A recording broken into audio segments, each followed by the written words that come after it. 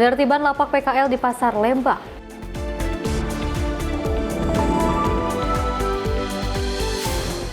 Tukang kayu dibacok oleh KKB.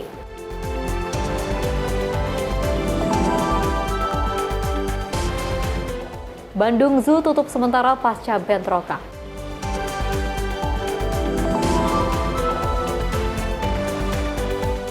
Satlantas Solo bagikan 1.000 bendera merah putih.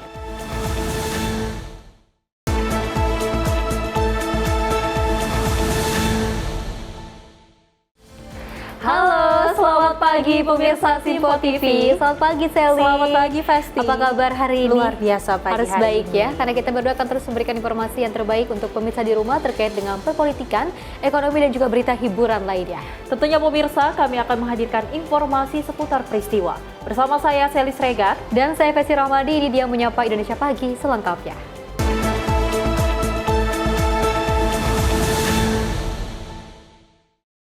Pemirsa, kita awali dengan berita utama. Perancis dilanda kebakaran hutan terbesar di musim panas tahun ini.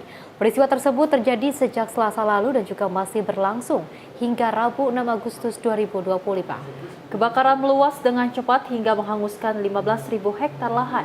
Panas ekstrim diperkirakan juga memperparah kondisi di sejumlah negara Eropa, termasuk Spanyol dan Portugal.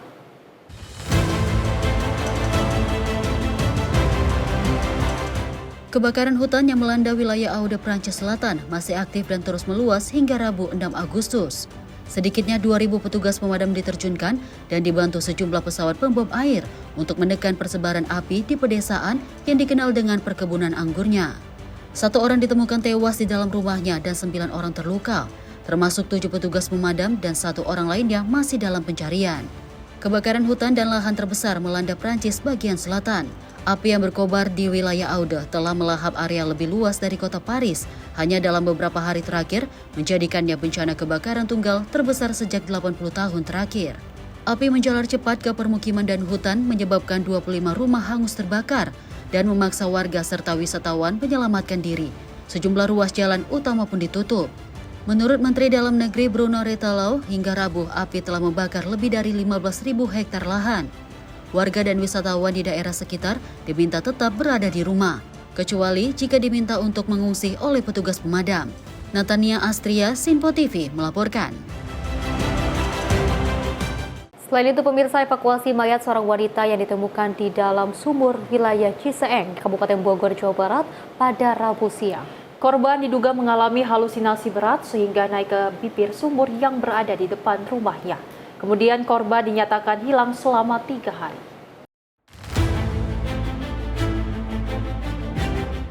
Tim penyelamat dari Damkar dan BPBD Bogor berhasil menemukan dan mengevakuasi jenazah seorang wanita dari dalam sumur. Informasi dari keluarga menyebutkan korban mengalami halusinasi parah dan terakhir terlihat ingin masuk ke dalam sumur yang berada di depan rumahnya. Warga setempat mengaku mendapati aroma tidak sedap dari sumur dan langsung melaporkannya ke pihak berwenang. Dalam waktu sekitar 30 menit, tim rescue berhasil menuntaskan proses evakuasi tanpa kendala. Kasus ini menjadi peringatan bagi masyarakat untuk lebih waspada terhadap orang terdekat yang mengalami gangguan mental, serta pentingnya keamanan di sekitar rumah untuk mencegah hal serupa terulang. Dari Bogor, Natania Astria, Simpo TV melaporkan. Tim SAR gabungan berhasil menemukan 1 jenazah pekerja sodetan Sungai Kalewing pada Rabu 6 Agustus 2025. Korban ditemukan dalam kondisi tewas di aliran Sungai Klawing, Desa Majasem, Kecamatan Kemangkon. Setelah 2 hari pencarian tanpa henti, tim SAR gabungan akhirnya menemukan 1 dari 2 pekerja proyek sodetan Sungai Klawing yang sebelumnya dilaporkan hilang akibat terseret arus deras. Korban atas nama Muhyadi, 60 tahun, warga Penaruban, Kecamatan Kaligondang, Purbalingga, ditemukan dalam kondisi meninggal dunia pada Rabu 6 Agustus 2025, di mana korban ditemukan sekitar pukul 11:38 waktu Indonesia Barat oleh warga yang melihatnya di pinggir Sungai Klawing, tepatnya di wilayah Desa Majasem, Kecamatan Semangkon, atau sekitar 8 km dari titik awal kejadian. Jenazah telah dievakuasi dan dibawa ke Rumah Sakit Guteng Purbalingga untuk proses lebih lanjut. Hingga kini pencarian terhadap 1 korban lainnya, yakni Teddy Septian, 28 tahun, warga Desa Metenggeng, Kecamatan Deuluhur, Cilacap, masih terus dilakukan. Tim SAR gabungan menyisir aliran Sungai Klawing hingga sejauh 12 km ke arah hilir. Tim redaksi Simpo TV melaporkan. Pemirsa, seorang pelaku spesialis kendaraan bermotor di areal perkuliahan Institut Pertanian Dramaga Bogor, Jawa Barat diamankan oleh petugas kepolisian sektor Dramaga usai diamuk massa di areal kampus. Dengan sejumlah barang bukti milik pelaku dan motor korban, pelaku kini tak berkutik meski sempat membantah 1 kali melakukan pencurian.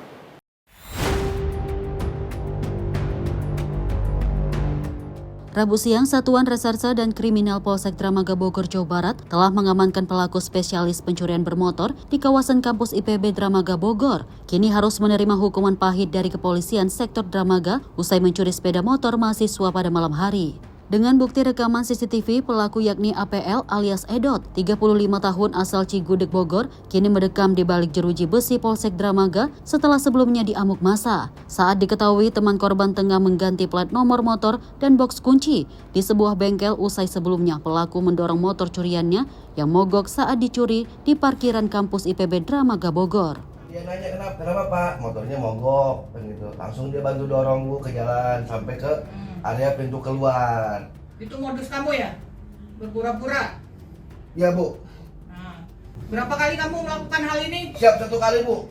Siap menjalani hukuman? Siap Bu menjalani hukuman. Hari ini Polsek Dramaga berhasil mengungkap dan mengamankan pelaku yang saat ini sudah kami tetapkan sebagai tersangka, pelaku curanmor, di mana tindak pidana pencurian dengan pemberatan sebagaimana dimaksud dalam pasal 363 KUHP pada hari Selasa tanggal 5 Agustus 2025 diketahui sekira pukul 8 tadi malam 20.00 WIB dilaporkan pada hari Selasanya jam 21.30 di mana telah terjadi pencurian kendaraan sepeda motor milik dari korban saudara FA, di mana lokasi TKP-nya yaitu di parkiran Gimnasium Kampus IPB Dramaga Bogor.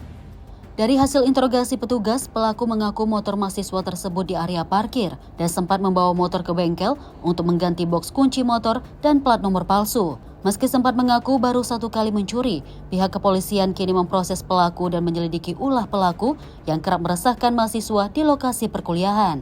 Dari Bogor, tim kontributor Simpo TV melaporkan. Informasi lainnya, pemirsa, Polresta Bandar Lampung berhasil menangkap seorang pemuda anggota kawanan dari pelaku curanmor yang juga telah beraksi di 10 TKP. Pelaku ditangkap berkat adanya rekaman kamera CCTV saat menggasak motor mahasiswa di parkiran sebuah minimarket. Inilah rekaman CCTV saat kawanan pelaku curanmor beraksi di sebuah minimarket di Jalan Zainal Abidin, Pagar Alam, Kota Bandar Lampung, pada Kamis 31 Juli lalu. Dalam video ini, komplotan pelaku curanmor itu berhasil menggasak sebuah motor milik mahasiswa yang sedang terparkir hanya dalam hitungan detik. Berbekal rekaman CCTV, polisi berhasil meringkus satu pelaku berinisial YGS, berusia 18 tahun, warga Kabupaten Lampung Timur, saat membawa motor hasil curian. Dalam penangkapan itu, pelaku sempat melawan sehingga diberikan tindakan tegas terukur oleh petugas. Kasat Reskrim Polresta Bandar Lampung, Kompol Varia Arista mengatakan, dari hasil pemeriksaan, pelaku mengaku sudah melakukan curanmor sebanyak 10 kali di Kota Bandar Lampung. Polisi pun kini masih memburu satu pelaku lainnya yang telah ditetapkan menjadi DPO. Random terkait target yang akan mereka ambil sepeda motornya. Kebetulan mereka melihat Honda Beat warna biru ini terparkir di Panglima Polim ya, di Jalan Panglima Polim Segala Bidar di Tanjung Karang Barat. Lalu si pelaku inisial YGS ini pelaku YGS ini turun untuk memetik ataupun mengambil motor tersebut. Namun motor ini tidak langsung dibawa ke Lampung Timur modusnya. Mereka simpan dulu di safe house lah bagi mereka. Karena yang bersangkutan sempat melakukan perlawanan, maka kami melakukan tindakan tegas terukur. Akibat perbuatannya, pelaku YGS bakal dijerat dengan pasal 363 KUHP tentang pencurian dengan pemberatan dengan ancaman hukuman penjara paling lama 7 tahun. Dari Bandar Lampung, Immanuel Simorangkir, kontributor Simpo TV, melaporkan. Kasus kejahatan di Indonesia masih terus terjadi, apalagi merajalela di beberapa wilayah. Tidak hanya kasus kejahatan seperti pembunuhan saja dan juga penculikan, tapi kasus kejahatan seperti pencurian ini masih terus terjadi di Indonesia. Saya dan juga pemirsa, ketika kita harus melihat hal tersebut, ketika kita harus melihat pemberitaan yang viral di media sosial, bukan yang mengedukasi, bukan hal-hal yang positif, tapi harus ada pemberitaan terkait dengan adanya pencurian, harus jauh lebih berhati-hati lagi, apalagi ada di areal kampus pasti kendaraannya juga banyak, padat, mobil, ada motor, dan yang paling sering dicuri adalah seperti helm, tapi ini juga ada yang spesialis bermotor ternyata pencuriannya tidak hanya dokter yang ada spesialis, tapi juga pencurian ada spesialisnya. Betul, ternyata juga pelaku ini masih berusia muda, yaitu 18 tahun, dan untungnya pihak kepolisian langsung cepat bergerak menangkap pelaku, di mana tadinya pelaku saat ditangkap ini sempat tidak mau mengaku bahwasanya ia telah mengambil sebuah sepeda motor milik mahasiswa. Kita berharap bahwasanya ini meningkatkan kewaspadaan juga bagi para pengendara agar mungkin pengamanan di motornya juga ditingkatkan. Terlebih di area kampus, kita berharap bahwasanya juga pengamanan di kampus juga ditingkatkan agar tidak ada pencurian di area kampus tersebut. Tidak hanya adanya kamera CCTV atau pengawas tapi juga harus berpatroli dan juga ditambah lagi mungkin dari penjagaannya seperti itu. Dan pemirsa, kita lanjutkan informasi lainnya di mana Menko Pangan Zulkifli Hasan ini melaporkan penindakan kasus beras oplosan kepada Presiden Prabowo Subianto dan meminta warga untuk tidak khawatir soal beras di pasar. Operasi pasar telah dimulai dengan distribusi bantuan beras dalam jumlah besar, dan Bareskrim Polri terus melakukan pengujian kualitas untuk menindak tegas produsen beras oplosan. Usai sidang paripurna bersama Presiden di Kompleks Istana Kepresidenan Jakarta pada Rabu 6 Agustus, Menko Pangan Zulkifli Hasan melaporkan kepada Presiden Prabowo Subianto terkait penindakan kasus beras oplosan. Dalam pernyataannya, Julhas meminta warga untuk tidak khawatir terhadap beras yang beredar di pasar. Julhas menyampaikan bahwa Presiden Prabowo telah menyetujui operasi pasar yang kini sudah berjalan. Selain itu, bantuan beras dalam jumlah besar juga sudah disalurkan kepada masyarakat untuk memastikan ketersediaan pangan. Terakhir saya laporkan soal yang ramai sekarang soal beras yang melanggar itu ditindak tegas. Tapi masyarakat tidak usah khawatir, kita sudah ada operasi pasar yang disetujui Bapak Presiden 1,3 juta ton dipercepat ini sekarang untuk operasi pasar. Yang kedua, sudah ada bantuan pangan beras sebanyak 360.000 ton. Selain tadi saya laporan soal koperasi desa agar dipercepat nanti bulan November untuk bisa operasional semuanya. Terima kasih. Sebelumnya, Brigjen Helvi Asegaf, Kepala Satgas Pangan Polri dan Dirtipideksus Bareskrim, memastikan pihaknya rutin menguji kualitas beras yang beredar di masyarakat. Jika ditemukan beras yang tidak memenuhi standar, akan dilakukan penyelidikan lebih lanjut untuk menentukan produsen yang bertanggung jawab atas beras oplosan tersebut. Tim redaksi Sinpo TV melaporkan.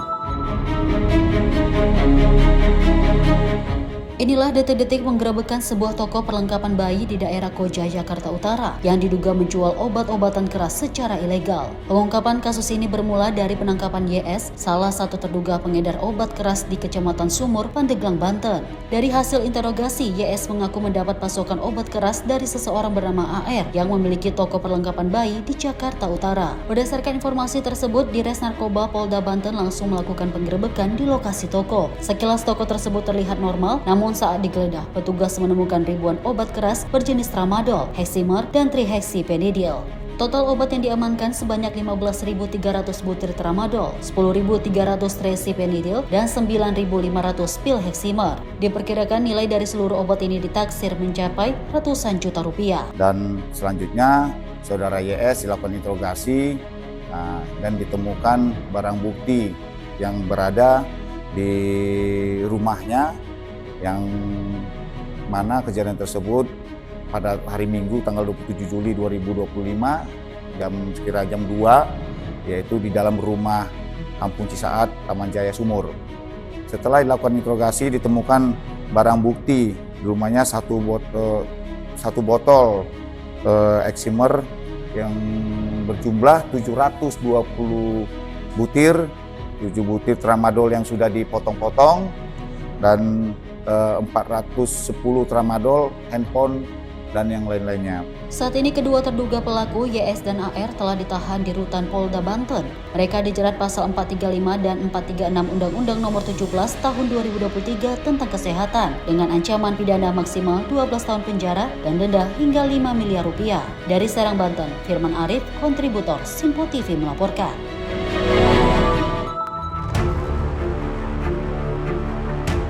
Inilah video viral yang diunggah ke media sosial terkait peredaran narkoba di lingkungan warga, Jalan Bri Radio Dalam, Kebayoran Baru, Jakarta Selatan. Dalam video tersebut terlihat beberapa orang yang diduga kuat tengah asik mengkonsumsi narkoba di sebuah warung kosong. Warga sekitar mengaku aksi penyalahgunaan narkoba tersebut telah lama dan telah dilaporkan ke sejumlah pihak, termasuk ke kepolisian, namun belum pernah direspon. Warga juga mengaku resah karena peredaran narkoba selain dilakukan terang-terangan, juga berada di lokasi yang berdekatan dengan lingkungan pendidikan seperti kampus dan sekolah. Ya gitu, viralnya begitu. Diduga inian narkoba, Pak? Diduga. Itu warga sini atau emang Ada gimana? warga bagian berapa orang, bagian teman-temannya. Itu udah ada pihak laporan atau seperti apa, Pak, dari sini, Pak? Kayaknya udah sering terjadi, Pak. Laporan, dulu laporan di Bedeng ini dilaporin ke kecamatan, kelurahan, semua ke wali kota, tapi nggak ada tindakan. Warga di sekitar lokasi berharap agar adanya perhatian baik dari kelurahan, kecamatan, dan juga kepolisian agar aksi penyalahgunaan narkoba bisa diberantas hingga ke akar-akarnya. Dari Jakarta, kontributor Simpo TV melaporkan. Pemirsa, razia juru parkir liar kembali dilakukan oleh petugas Dishub di kawasan Cempaka Putih, Jakarta Pusat. Juru parkir dinilai meresahkan dan juga para pengunjung dengan meminta uang parkir yang tidak wajar. Para juru parkir liar yang tidak memiliki kartu identitas resmi sebagai juru parkir langsung ditangkap petugas Dishub untuk didata agar tidak lagi melakukan parkir liar. Razia juru parkir liar yang dilakukan petugas Dishub bersama Satpol PP, TNI, dan Polri cukup membuat panik dan kaget. Pasalnya para juru parkir liar yang sedang memarkir kendaraan tiba-tiba ditangkap. Sebelum ditangkap, para juru parkir liar ini sempat mencoba mengamankan semua kendaraan motor. Namun naas perbuatannya diketahui petugas Dishub dan langsung menyergapnya. Saat ditangkap, para juru parkir liar ini sempat melawan. Namun karena tak bisa memberikan bukti kartu identitas sebagai juru parkir sah, akhirnya dua juru parkir liar tersebut ditangkap dan dibawa ke mobil dinas sosial untuk diserahkan ke kantor Wali Kota Jakarta Pusat. Tidak hanya itu, petugas Dishub juga mencopot seragam Dishub yang digunakan oleh dua orang juru parkir minimarket yang ternyata kedua orang tersebut bukan juru parkir yang sebenarnya bertugas pada hari ini. Menurut petugas Dishub, razia juru parkir liar ini dilakukan untuk memberikan rasa aman kepada masyarakat karena akhir-akhir ini banyak laporan dari masyarakat yang merasa resah atas kelakuan juru parkir liar yang selalu mematok tarif parkir di luar kewajaran. Untuk tidak terjadi kembali kejadian tersebut, dua juru parkir liar yang dinilai meresahkan warga apalagi tidak bisa menunjukkan kartu identitas resmi sebagai juru parkir legal akhirnya ditangkap dan dibawa mobil dinas sosial untuk diserahkan ke kantor Wali Kota Jakarta Pusat untuk didata dan dibina. Identitas atau yang dikelola oleh dari supaya parkir sendiri, demikian. Jadi kita amankan, kita data, demikian rupa. Berapa banyak pengunjung yang tadi ditangkap, Bang? Tadi dua, ya. Jadi dua orang kita amankan, kita data, kita bawa ke Wali Kota. Selain penangkapan juru parkir liar, petugas Dishub juga berhasil melakukan operasi cabut pentil pada 65 kendaraan motor yang parkir liar di kawasan Cempaka Putih, Jakarta Pusat. Dari Jakarta, Dio Malau, Simpo TV melaporkan. Mengembalikan fungsi fasilitas umum trotoar untuk pejalan kaki, puluhan lapak pedagang kaki lima di sepanjang Jalan Raden Patah, tepatnya di kawasan Pasar Lembang, Kecamatan Ciledug, ditertibkan oleh petugas gabungan pada Rabu sore. Para pedagang sebelumnya telah diberikan sosialisasi melalui surat edaran maupun pemasangan spanduk untuk membongkar secara mandiri.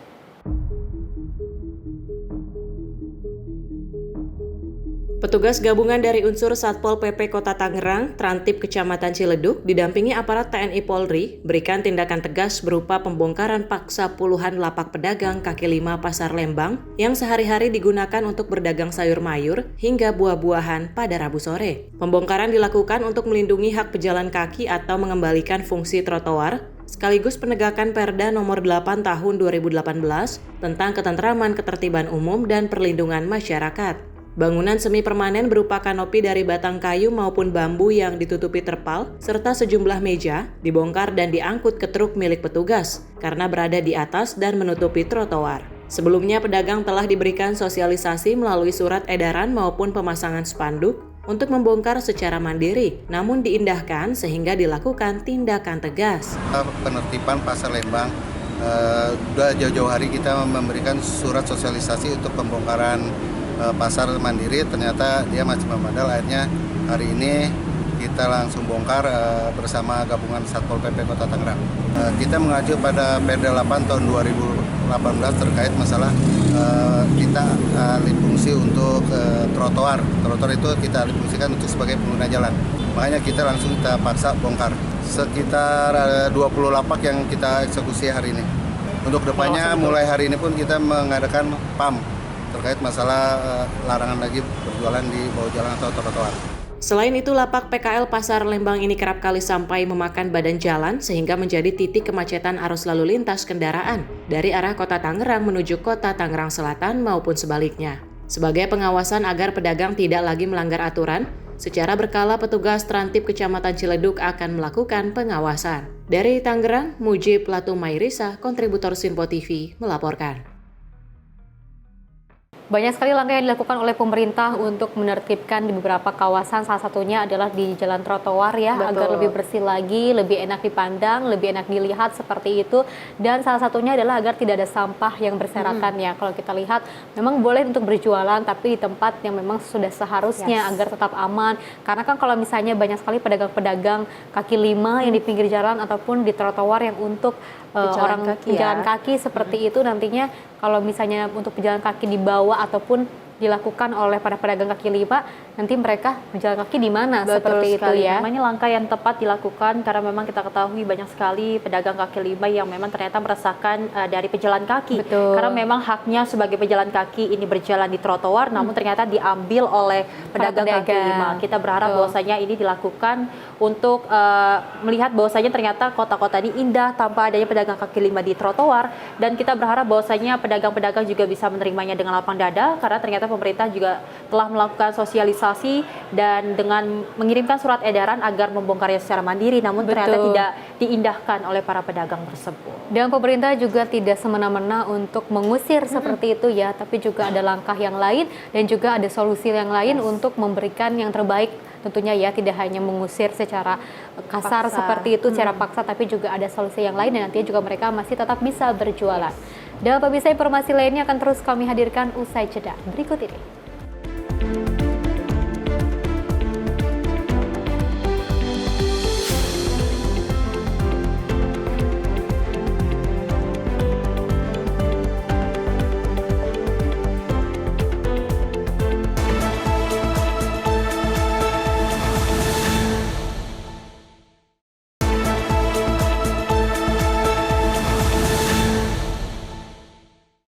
Terima kasih pemirsa, Anda masih menyaksikan Menyapa Indonesia Pagi. Informasi kita lanjutkan, di mana pemerintah terus memperkuat infrastruktur kesehatan nasional, salah satunya dengan membangun 32 rumah sakit baru di daerah terpencil. Tentunya langkah ini diharapkan dapat meningkatkan akses pelayanan kesehatan bagi masyarakat yang selama ini kesulitan mendapatkan fasilitas medis yang memadai.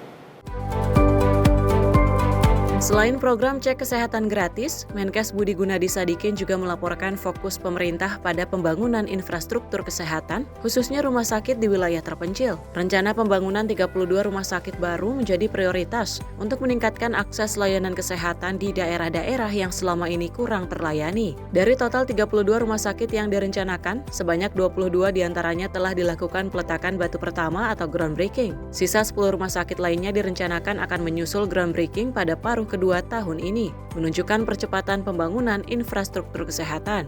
Menkes memperkirakan sekitar 12 hingga 15 rumah sakit dari proyek ini dapat rampung dan mulai beroperasi pada tahun ini juga. Pembangunan ini mendapat apresiasi tinggi dari masyarakat di sejumlah daerah terpencil seperti Redabolo, Borong, Konawe, Buton, Anambas, Taliabu, dan Nias yang selama ini kesulitan mengakses fasilitas kesehatan memadai. Presiden Prabowo menyatakan keinginan agar pembangunan rumah sakit berkualitas tidak hanya terbatas pada 66 kabupaten, melainkan dapat menjangkau seluruh 514 kabupaten dan kota di Indonesia. Dalam waktu dekat, Presiden Prabowo Subianto juga berencana meresmikan 3 rumah sakit besar yang berlokasi strategis di Jayapura, Jakarta, dan Solo. Saya juga laporkan dari 32 rumah sakit yang dibangun di daerah-daerah terpencil, 22 kan sudah groundbreaking.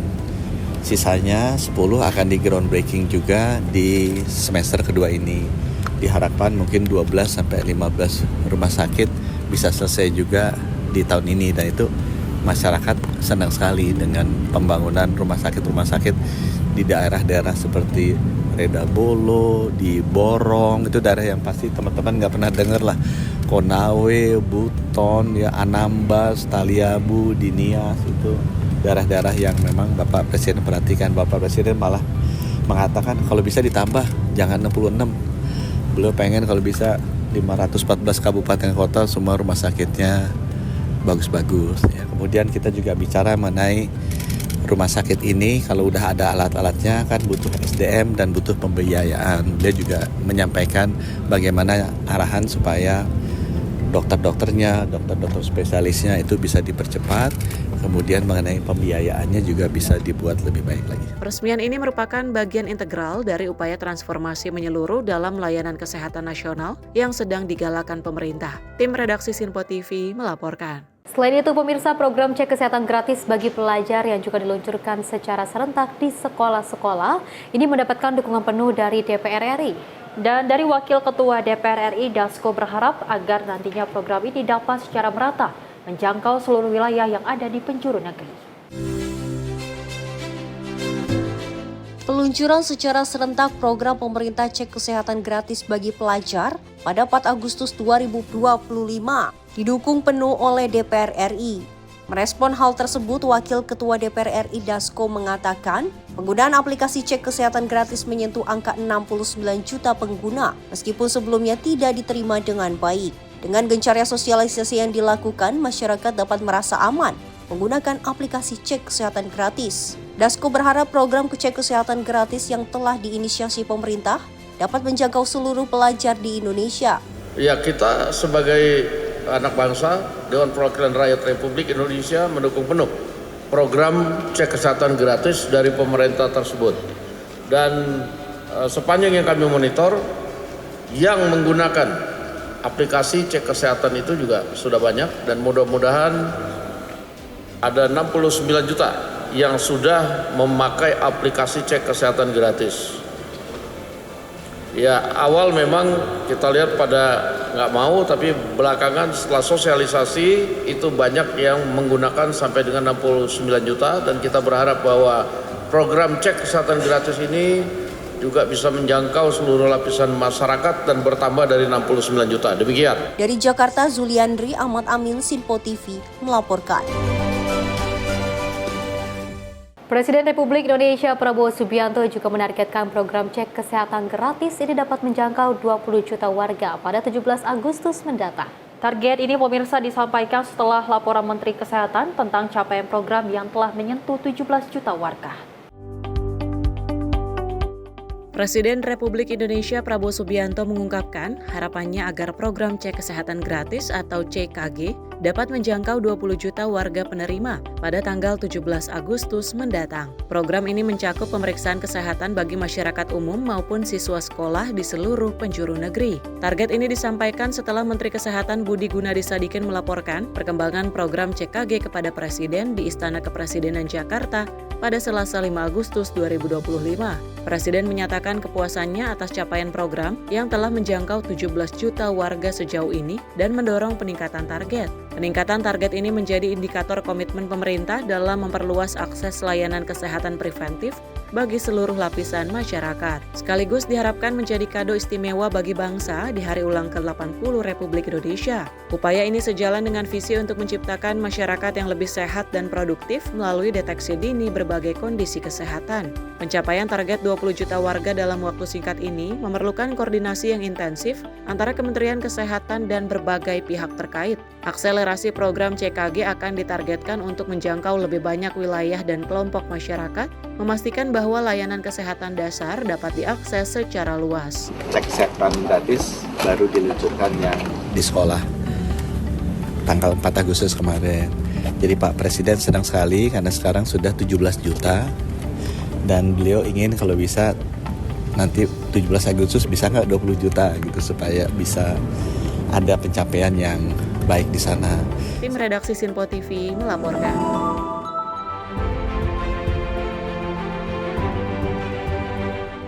Dalam sidang Kabinet Paripurna ke-8, Presiden RI Prabowo Subianto menyampaikan apresiasi setinggi-tingginya kepada jajaran Kabinet Merah Putih yang bekerja dengan baik selama ini.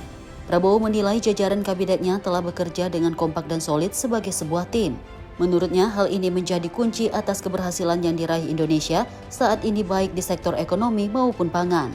Apalagi keberhasilan ini berhasil diraih Indonesia di tengah situasi geopolitik dan geoekonomi yang tidak menentu.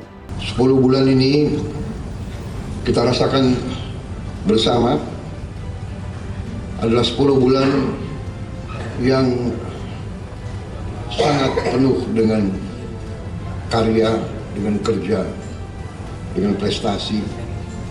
Saya sebagai nahkoda, saya sebagai presiden, saya sebagai pemimpin saudara-saudara, katakanlah saya sebagai kapten kesebelasan, saya ingin menyampaikan terima kasih atas kerja keras saudara-saudara semuanya. Dari hati saya paling dalam saya menyampaikan penghargaan atas kerja keras saudara-saudara. Saudara-saudara, kita semua punya pengalaman yang berbeda-beda, tapi kita semua punya pengalaman sebagai pemimpin. Dan kita mengerti betapa sulitnya untuk mengkoordinasikan, untuk mengendalikan, untuk memimpin manusia. Manusia dengan segala keyakinan masing-masing, segala pengalaman, segala pendapat harus kita jadikan satu tim. Saya merasa saudara-saudara sudah bekerja sebagai satu tim. Saya kira tanpa kerja keras saudara sebagai tim, tidak mungkin kita capai apa yang sudah kita capai hari ini. Lebih lanjut, Prabowo mengatakan keberhasilan ini menandai bahwa strategi yang digagas pemerintah sudah berada di jalur yang benar. Dari Jakarta, Dio Malau, Sinpo TV melaporkan.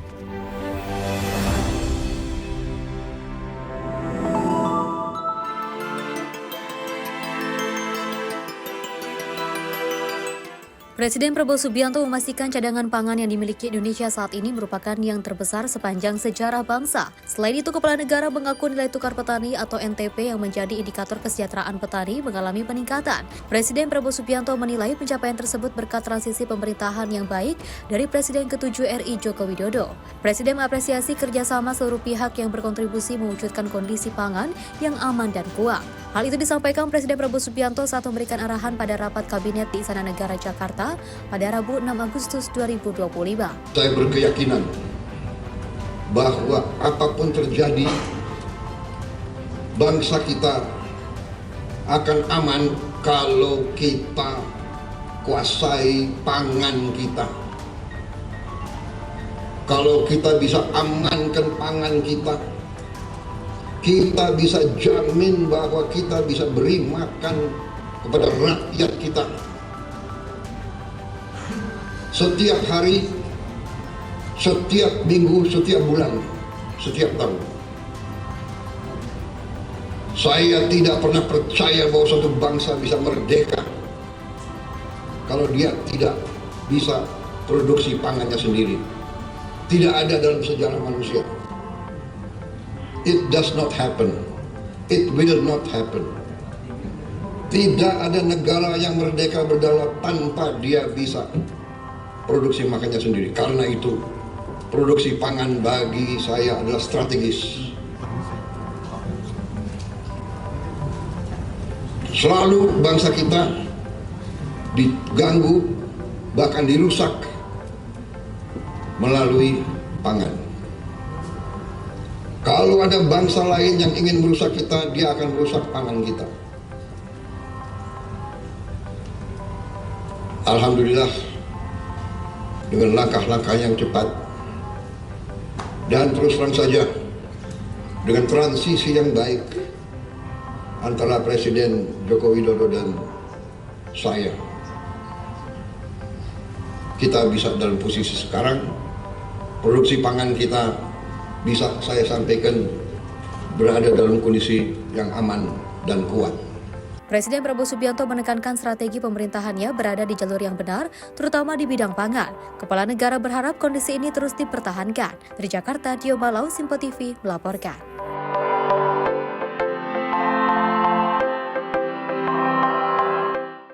Informasi lainnya, pemirsa, kelompok kriminal bersenjata kembali melakukan aksi kekerasan terhadap seorang tukang kayu di area Kali Merah, Distrik DKI Kabupaten Yahukimo, Papua Pegunungan, dan korban diduga diserang oleh 2 orang saat sedang bekerja. Korban bernama Yohanes Etamui tewas diserang oleh kelompok kriminal bersenjata ketika sedang membangun sebuah kios di Kali Merah, Distrik DKI. Kejadian terjadi ketika korban bersama rekannya yang juga adalah tukang kayu diserang tiba-tiba oleh KKB. Akibat serangan tersebut, korban tewas terkena bacok di bagian leher dan wajah. Sementara rekan korban berhasil menyelamatkan diri dan melaporkan kejadian tersebut ke Polres Yahukimo. Setelah menerima laporan, tim gabungan segera menuju lokasi kejadian untuk melakukan olah TKP dan mengevakuasi jenazah korban ke RSUD DKI. Saksi menyebut ada 2 orang tak dikenal yang melakukan aksi tersebut dengan posisi siaga dan memang niat untuk menyerang. Personil Satgas Operasi Damai Karten segera merespon ke TKP, mengevakuasi korban ke Rumah Sakit Umum DKI dan melaksanakan patroli taktis di sekitar lokasi kejadian. Penyelidikan lebih lanjut tengah dilakukan untuk mengungkap identitas pelaku dan motif dibalik serangan ini. Di hari sebelumnya, Selasa malam 5 Agustus 2025 pukul 20.50 waktu Indonesia Timur, Susmanto, usia 32 tahun, dikorban penikaman oleh seorang pelaku bernama Lea di Kompleks Pasar Baru. Korban selamat, namun mengalami luka tusuk di bagian pinggang belakang, tembus ke depan, dan berhasil dievakuasi ke RSUD DKI oleh warga sekitar. Saat ini tim kepolisian masih melakukan patroli di sekitar lokasi dan penyelidikan mendalam untuk mengungkap identitas serta motif pelaku. Peristiwa ini menambah daftar kekerasan di Yahukimo sehari sebelumnya. Seorang warga bernama Susmanto juga menjadi korban penikaman di Kompleks Pasar Baru. Beruntung Susmanto selamat meski mengalami luka tusuk serius dan kini sedang menjalani perawatan medis di RSUD DKI. Dari Jayapura, Papua, Rifando Nai, kontributor Simpo TV melaporkan. Entah ada apa lagi ya, saya dan juga pemirsa, kalau kita melihat ada aksi kekerasan, ada aksi kejahatan, tentunya juga kita turut miris dan juga sangat sedih ya. Karena ketika melihat hal-hal tersebut harus terjadi lagi di negara ini, seperti itu. Dan mudah-mudahan ke depannya hal-hal seperti ini tidak terjadi ya. Mudah-mudahan ada langkah cepat dari pihak Papua Pegunungannya, seperti itu. Dan kita juga turut mendukung kebaikan pastinya ya, semoga tetap ada perdamaian di sana. Betul, memang kita ketahui ternyata ada seorang pekerja yang ternyata dilakukan pembacokan oleh tim KKB, yang ternyata ini menambah catatan baru bahwasanya ternyata KKB masih beraksi dengan tidak memandang bulu. Kita berharap bahwasanya memang ini dari pihak kepolisian dan pemerintah terus menindak tegas bagaimana KKB yang meresahkan warga Papua yang ternyata ini bisa mengambil nyawa-nyawa mereka. Festi. Betul, mudah-mudahan perdamaian terus ada ya, apalagi kan negara Indonesia terus memperkuat dan juga menyerukan sebuah perdamaian. Jangankan kepada negara luar, tapi juga negara kita sendiri, kita harus ada membangun untuk perdamaian. Dan kita beralih ke informasi lainnya, pemirsa, tim Kobra Satres Narkoba Polres Lampung Timur, Lampung juga menggerebek sebuah rumah milik kurir sabu-sabu di Kecamatan Labuhan Maringkai, Kabupaten Lampung Timur. Dalam penggerbekan ini, pemirsa, polisi menangkap 2 pemuda yang mengaku nekat menjadi kurir sabu, usai dijanjikan mendapat upah sebesar Rp2 juta dan pakai sabu gratis. Inilah rekaman video saat tim Kobra Satreskrim Polres Lampung Timur, Lampung menggerebek sebuah rumah di Kecamatan Labuhan Maringkai. Di dalam rumah tersebut, polisi menemukan 2 orang pemuda berinisial HM dan AG yang sedang asik mengkonsumsi sabu-sabu. Dari penggeledahan, petugas juga menemukan barang bukti paket sabu-sabu seberat 13 gram lebih. Kasat Reskrim Narkoba Polres Lampung Timur, AKP Timur Irawan, mengatakan dari pemeriksaan yang dilakukan, kedua pemuda ini ternyata kurir yang bertugas mengantar 13 gram lebih sabu-sabu tersebut. Kedua tersangka mengaku diperintah mengantar sabu-sabu oleh seorang bandar di wilayah Kabupaten Lampung Selatan. Mereka nekat melakukan aksi ini sebab telah dijanjikan mendapatkan upah sebesar Rp2 juta dan pakai sabu gratis. 2 orang, inisialnya H dan AH. Kedua orang ini diamankan di rumah kontrakan saudara inisial H tersebut. Pada saat itu anggota melakukan penggerbekan dan dilakukan penggeledahan terhadap badan maupun rumah dan didapatkan barang bukti sabu berat kotor seberat 13,67 gram. Selanjutnya kedua terduga tersebut kami bawa ke Mapolres Lampung Timur untuk dilakukan pemeriksaan lebih lanjut. Terhadap keduanya kami kenakan pasal 112 dan 114 ayat 2 Undang-Undang Nomor 35 Tahun 2009 tentang narkotika. Atas perbuatannya, kedua tersangka bakal dijerat menggunakan pasal tentang narkotika dan terancam hukuman pidana penjara maksimal 20 tahun. Dari Lampung Timur, Immanuel Simorangkir, kontributor Simpo TV, melaporkan. Selain punya khasiat untuk kesehatan, daun sirih juga punya nilai ekonomis. Nah, pemirsa, ibu-ibu di Kampung Daun Sirih, Neglasari, Tangerang, Banten, bikin inovasi yang mengubah daun sirih menjadi keripik. Dan berikut informasinya untuk Anda. Siapa yang tak tahu daun sirih? Ya, daun sirih dikenal banyak sekali mengandung manfaat. Bahkan, sejak lama, daun yang berwarna kasih hijau ini dipakai untuk obat, mulai dari batuk, sariawan, hingga masalah kewanitaan. Selain diolah untuk kesehatan, daun sirih juga ternyata bisa dikreasikan sebagai kuliner yang punya nilai ekonomis. Ibu-ibu di Kampung Daun Sirih, Neglasari, Tangerang, Banten misalnya, dengan memanfaatkan banyakan tanaman daun sirih, para ibu-ibu rumah tangga menjadikan daun sirih sebagai olahan keripik. Hampir setiap harinya, ibu-ibu yang tergabung dalam kelompok tani wanita ini memanen daun sirih yang ada di halaman rumah-rumah warga. Daun-daun tersebut dikumpulkan untuk diracik sebagai bahan pembuatan keripik. Prosesnya juga mudah sekali. Setelah proses pembersihan, daun sirih pilihan tersebut direbus beberapa menit. Lalu, daun yang sudah direbus ini dijemur hingga mengeras dan berwarna kecoklatan. Usai penjemuran, daun kemudian dibalurin campuran bumbu dan terigu untuk digoreng. Ada beberapa varian rasa, mulai dari rasa jagung balado hingga rasa original. Dalam sehari-hari, ibu ini bisa memproduksi 50 hingga 100 kemasan olahan kuliner keripik daun sirih. Pemilihan daun sirih sengaja dilakukan karena dinilai paling banyak mengandung kesehatan. Selain daunnya, air rebusan daun sirih juga bisa dikonsumsi untuk obat batuk dan menghilangkan bau badan. Diproduksi sejak tahun 2019, keripik daun sirih ini juga sudah melalui proses uji laboratorium sehingga aman untuk dikonsumsi. Hampir kalau 1 kilo ya, itu 2 jam. Ya, tapi kalau jemur ini agak lama. Hampir kalau panasnya nggak ada, kadang-kadang hujan atau enggak suasana kayak gini, itu hampir 2 hari proses jemur. Sekali jemur kita 1.500 helai sirih. Dari segi ekonomi membantu. Kita bukan hanya kelompok kos ini ya, tapi lebih kepada warganya yang menanam sirih. Jadi kita berikan sirihnya ke warga, terus warga membesarkan sirih itu sampai dia merapat, tapi kita beli. Itu nilai ekonomi buat warga. Kalau kita pasarkan, dapatlah ibu kos ini. Pembibitan daun sirih dilakukan secara berkala agar ada regenerasi pohon-pohon sirih yang sudah layu, sehingga proses panen bisa terus berlanjut dalam jangka panjang. Nah, hebatnya, meski menggunakan median tanam, proses pembibitan dilakukan tanpa penggunaan pupuk kimia. Hanya saja perlu pengawasan ekstra agar batang pohon sirih yang baru ditanam tidak layu. Nantinya bibit pohon sirih tersebut disebar ke rumah-rumah warga. Selain untuk penghijauan, pohon yang sudah besar bisa punya nilai ekonomis juga, di mana daun pohon sirih yang sudah besar dipanen dan dibeli oleh kelompok tani wanita.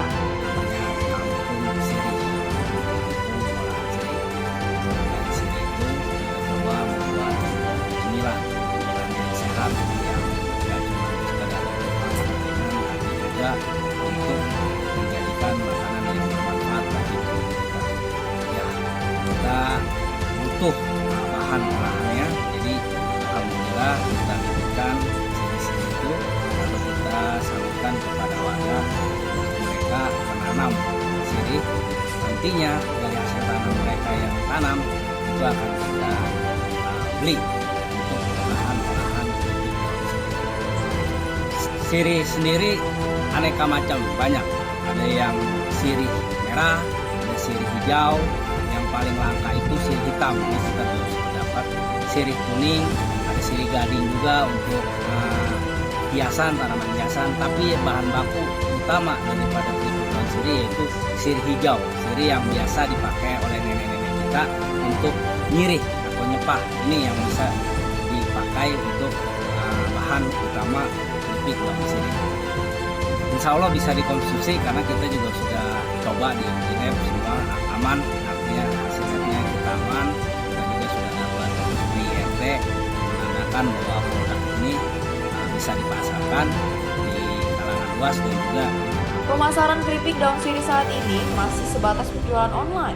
Setiap kemasan dijual dengan harga Rp12.000. Dalam sebulan, omset yang diraup bisa mencapai Rp2 juta. Dari Tangerang, Muji Platu Marisa, kontributor Sinpo TV melaporkan. Nah, ini baru salah satu langkah inovasi yang harus sekali kita patut Betul dicontoh sekali. ya, Sally ya. Betul. Banyak sekali inovasi-inovasi yang mungkin berkembang di Indonesia bisa kita kembangkan juga di beberapa daerah. Kita juga bisa menirunya ya. Biasanya kan daun sirih ini bisa untuk pengobatan, untuk menghangatkan badan, untuk beberapanya manfaatnya banyak sekali. Dan kalau kita lihat tidak hanya sayur bayam saja yang bisa jadi keripik ya, tapi juga ini daun sirih ternyata bisa jadi keripik dan rasanya bisa jadi gurih, enak, pokoknya luar biasa. Mudah-mudahan ini bisa ada inovasi-inovasi baru dan juga bisa membangun UMKM yang jauh lebih banyak dan lebih meningkatkan ekonomi Indonesia. Betul, kita patut apresiasi bagaimana ibu-ibu yang mungkin kalau kita lihat terkenal sebagai biang gosip, namun ternyata ini bisa menumbuhkan semuanya inovasi. biang gosip, tapi biang inovasi. Nah, itu dia. Ini patut dicontoh karena ternyata memang mereka bisa mengubah daun sirih menjadi keripik dan ternyata Festi dan pemirsa ini dijual sangat murah. Dalam satu pack tersebut dijual hanya Rp12.000 saja dan ternyata mereka bisa memproduksi dalam sehari itu adalah 100 piece. Kita berharap bahwasanya memang dengan adanya keripik dari daun sirih ini dapat meningkatkan ekonomi dari para ibu-ibu dan pastinya bisa membuka lapangan pekerjaan. Betul, jangan hanya dari ibu-ibu ya, mudah-mudahan dari generasi muda juga bisa mencontoh inovasi terbaik dari para ibu-ibu itu untuk membangun keripik-keripik lainnya ya, yang bisa bermanfaat, yang lebih sehat lagi dan juga bisa lebih enak pastinya. Dan pemirsa, informasi lainnya akan terus kami hadirkan usai jeda berikut ini.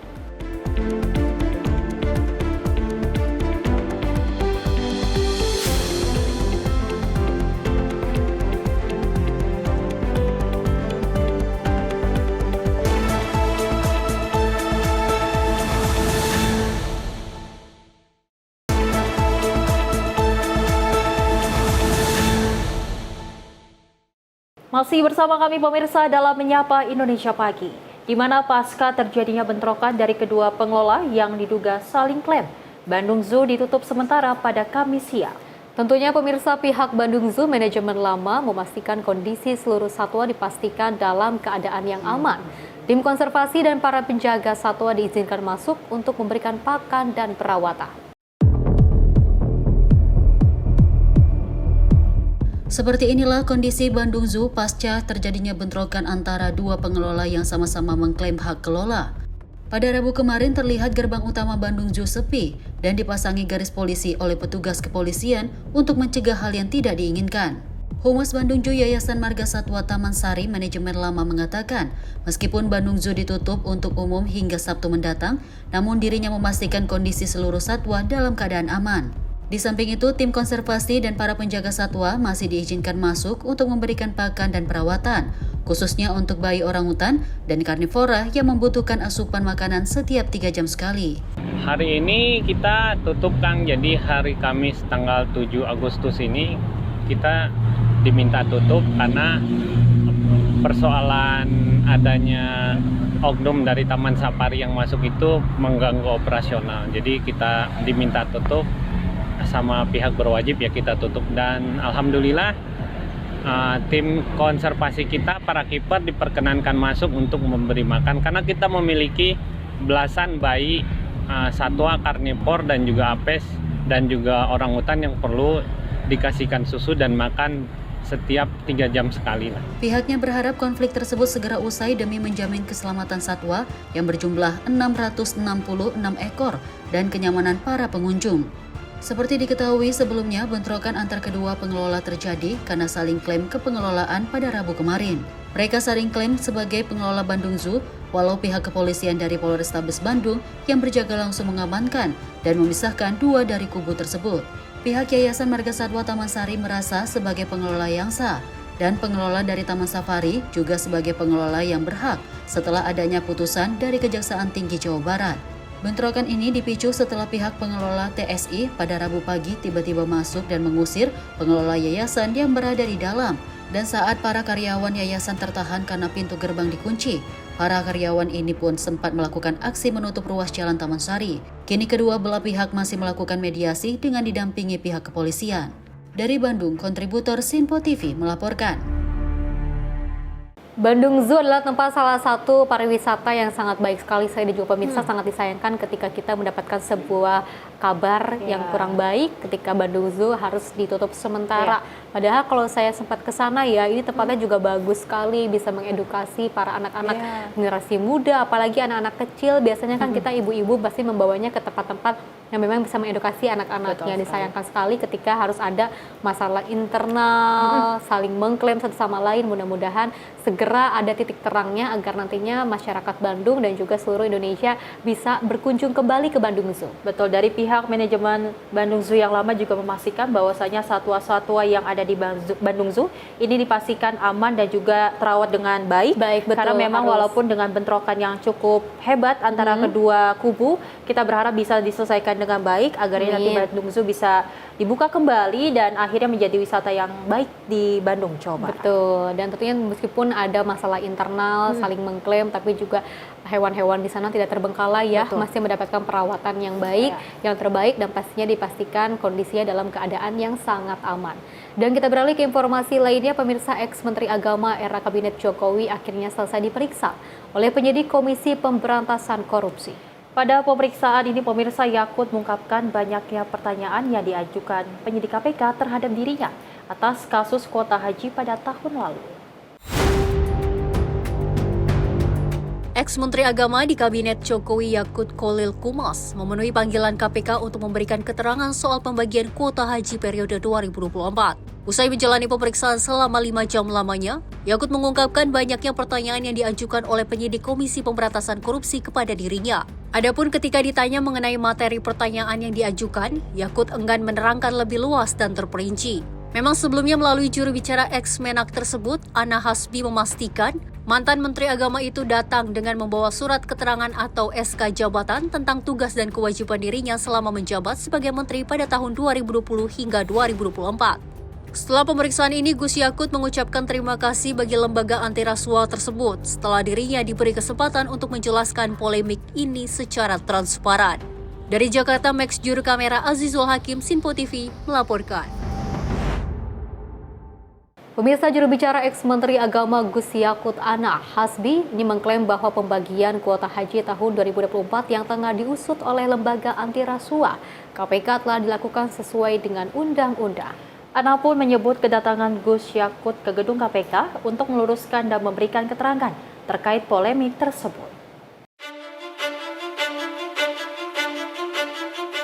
Komisi Pemberantasan Korupsi memanggil ex-Menteri Agama Yakut Khalil Qumas terkait persoalan kuota haji tahun 2024 Kemenak pada Kamis pagi. Ana Hasbi selaku juru bicara ex-Menak Yakut mengatakan bahwa kedatangan Gus Yakut ke Gedung Merah Putih KPK untuk memberikan keterangan terkait persoalan kuota haji.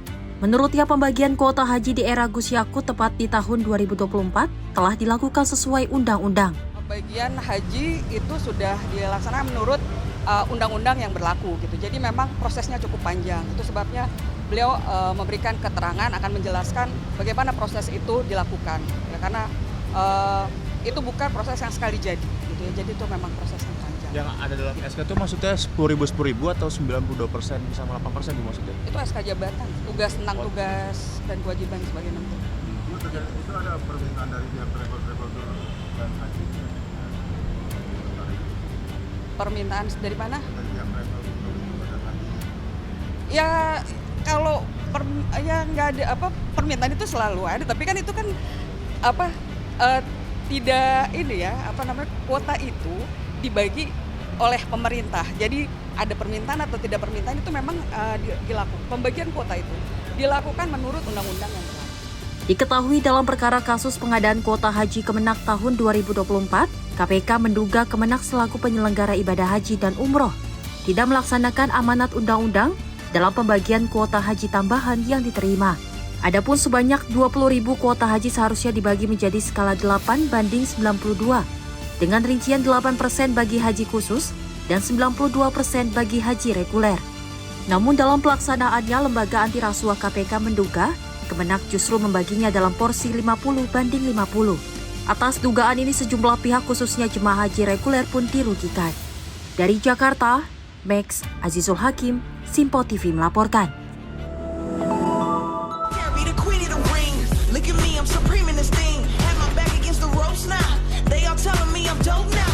Dalam keterangan pers di Istana Kepresidenan Jakarta pada Selasa 5 Agustus 2025, Menteri Sekretaris Negara Prasetyo Hadi menanggapi maraknya game Roblox yang digandrungi anak-anak. Ia menyatakan membuka kemungkinan pemblokiran platform tersebut dengan alasan pemerintah tengah mencermati potensi dampak negatif dari game online terhadap anak-anak. Prasetyo menekankan pentingnya melindungi generasi muda dari paparan konten berbahaya, baik dari media televisi maupun platform digital. Ia menjelaskan bahwa pemerintah terus berupaya meminimalkan konten bermuatan negatif dan telah berkoordinasi dengan Kementerian Komunikasi dan Digital untuk mengevaluasi isi dari Roblox. Sebagai perbandingan, pada Agustus 2024, pemerintah Turki memblokir Roblox setelah menerima laporan mengenai konten yang dinilai mengeksploitasi anak-anak. Isu-isu seperti pesta virtual, distribusi mata uang digital oleh bot, dan keberadaan situs judi menjadi perhatian utama. Meski alasan spesifik pemblokiran tidak diungkapkan, langkah tersebut berdampak besar terhadap jutaan pengguna di negara itu. Kalau memang kita merasa sudah melewati batas, ya, apa yang ditampilkan di situ mempengaruhi perilaku dari adik-adik kita, ya tidak menutup kemungkinan kita mau melindungi generasi kita, nggak ragu-ragu juga kita. Kalau memang itu mengandung unsur-unsur kekerasan, ya kita tutup, nggak ada masalah. Ya, tapi intinya begini, bukan masalah Roblox-nya ya, tetapi kita perlu memahami sebagai sebuah bangsa bahwa ada unsur-unsur tertentu yang memang harus kita pikirkan betul supaya tidak mempengaruhi generasi muda kita ke depan, kan begitu. Nah, misalnya unsur-unsur yang mengandung apapun itu bentuknya, mau games, mau siaran di televisi, mau pemberitaan, ya, mau melalui media mainstream maupun melalui media sosial. Memang ini menjadi keresahan kita bersama-sama bahwa konten-konten yang muncul di situ, ya, kita harus betul-betul mencoba mengurangi hal-hal yang itu bisa menumbuhkan sesuatu yang kurang baik bagi yang menonton, terutama bagi generasi muda gitu. Tim redaksi Simpo TV melaporkan.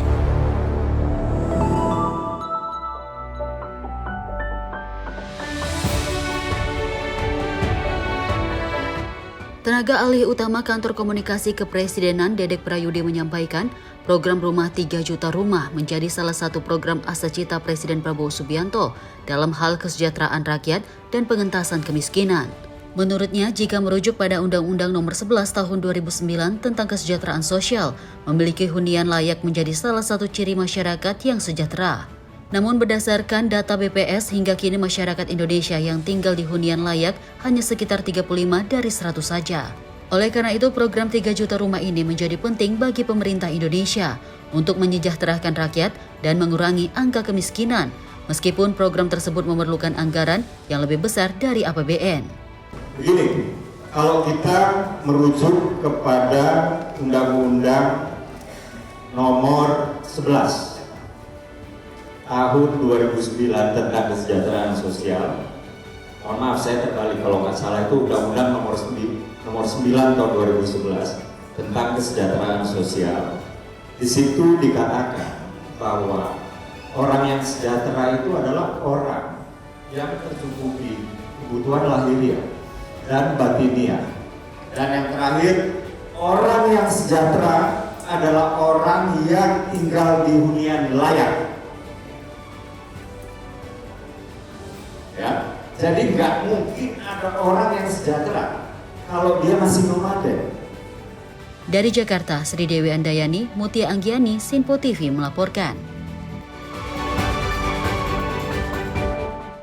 Informasi lainnya, pemirsa, Menteri Koperasi Budi Aris Setiadi nyatakan kesiapannya untuk mengikuti arahan dari Presiden menyusul isu dirinya yang disebut segera merapat ke Partai Gerindra. Mengingat Budi pernah ditegur oleh Presiden Prabowo Subianto terkait arah politiknya saat ini, usai tak lagi menjadi relawan pro Jokowi. Budi Ari melempar sinyal kepindahannya ke Partai Gerindra jelang sidang Kabinet Paripurna di Istana Negara pada Rabu siang lalu. Kepada awak media, Budi tak menampik isu tersebut, namun juga ia tak mengonfirmasi kebenarannya. Ia mengatakan keputusan tersebut sepenuhnya ia serahkan kepada Presiden Prabowo Subianto sekaligus Ketua Umum Partai Gerindra. Pak Presiden sudah meresmikan pembentukan dan legalitas Koperasi Desa Merah Putih sudah sambutan 80.180 koperasi desa di seluruh Indonesia.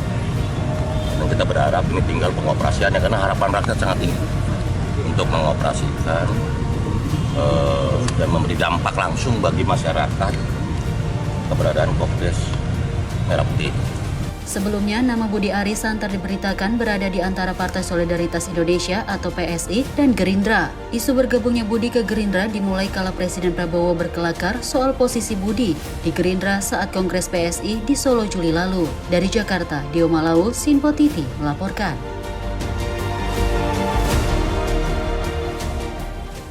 Dari Kepala Kantor Komunikasi Kepresidenan Hasan Nasbi menegaskan keputusan perombakan jajaran menteri atau reshuffle merupakan hak prerogatif dari Presiden Prabowo Subianto. Hal itu merespon pernyataan Menteri Pariwisata Widianti Putri Wardana yang menyebut bahwa Presiden Prabowo Subianto tidak akan melakukan reshuffle di Kabinet Merah Putih. Mengutip pernyataan Presiden Prabowo Subianto usai sidang Kabinet Paripurna pada Rabu kemarin, Kepala Komunikasi Kepresidenan Hasan Nasbi menegaskan bahwa jajaran Kabinet Merah Putih masih sangat solid. Presiden juga mengucapkan rasa terima kasih atas soliditas dan kekompakan kinerja Kabinet Merah Putih meskipun isu reshuffle kabinet terus berkembang di tengah publik. Lebih lanjut, Hasan Nasbi pun mengingatkan bahwa keputusan reshuffle tetap sepenuhnya menjadi hak prerogatif Presiden Prabowo Subianto. Tetap dalam kerangka bahwa reshuffle adalah hak prerogatif Presiden. Presiden bisa lakukan, yaitu tergantung kepada Presiden. Tapi yang beliau sampaikan kemarin, baik dalam rapat terbuka maupun dalam rapat tertutup adalah beliau mengucapkan terima kasih kepada seluruh anggota kabinet yang dirasa bekerja sangat keras, sudah bekerja dengan sepenuh hati dalam tim yang solid, saling bekerja sama antar kementerian, jadi tidak satu kementerian bekerja sendiri-sendiri, tapi ada kerjasama yang baik antar kementerian dan lembaga, serta beliau merasakan sebagai ketua kapten kesebelasan, beliau merasakan kesebelasan ini sangat kompak. Dari Jakarta, Sri Dewi Andayani, Mutia Anggiani, Sinpo TV melaporkan.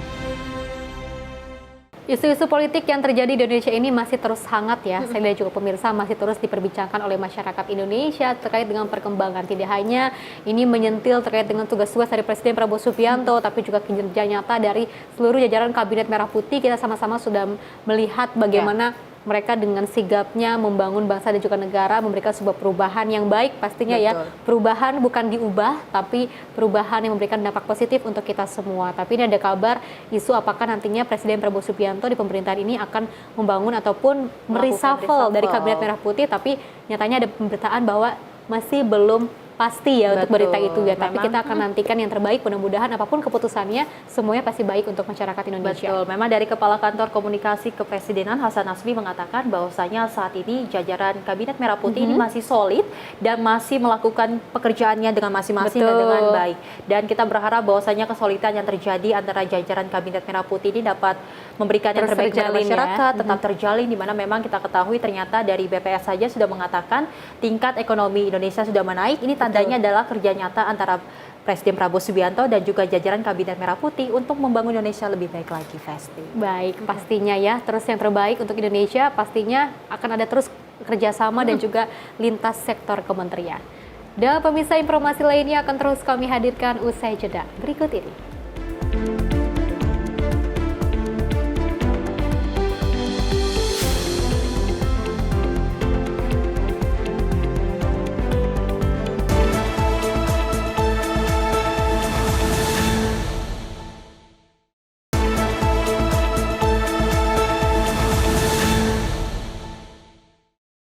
Selamat pagi pemirsa, Anda masih menyaksikan Menyapa Indonesia Pagi.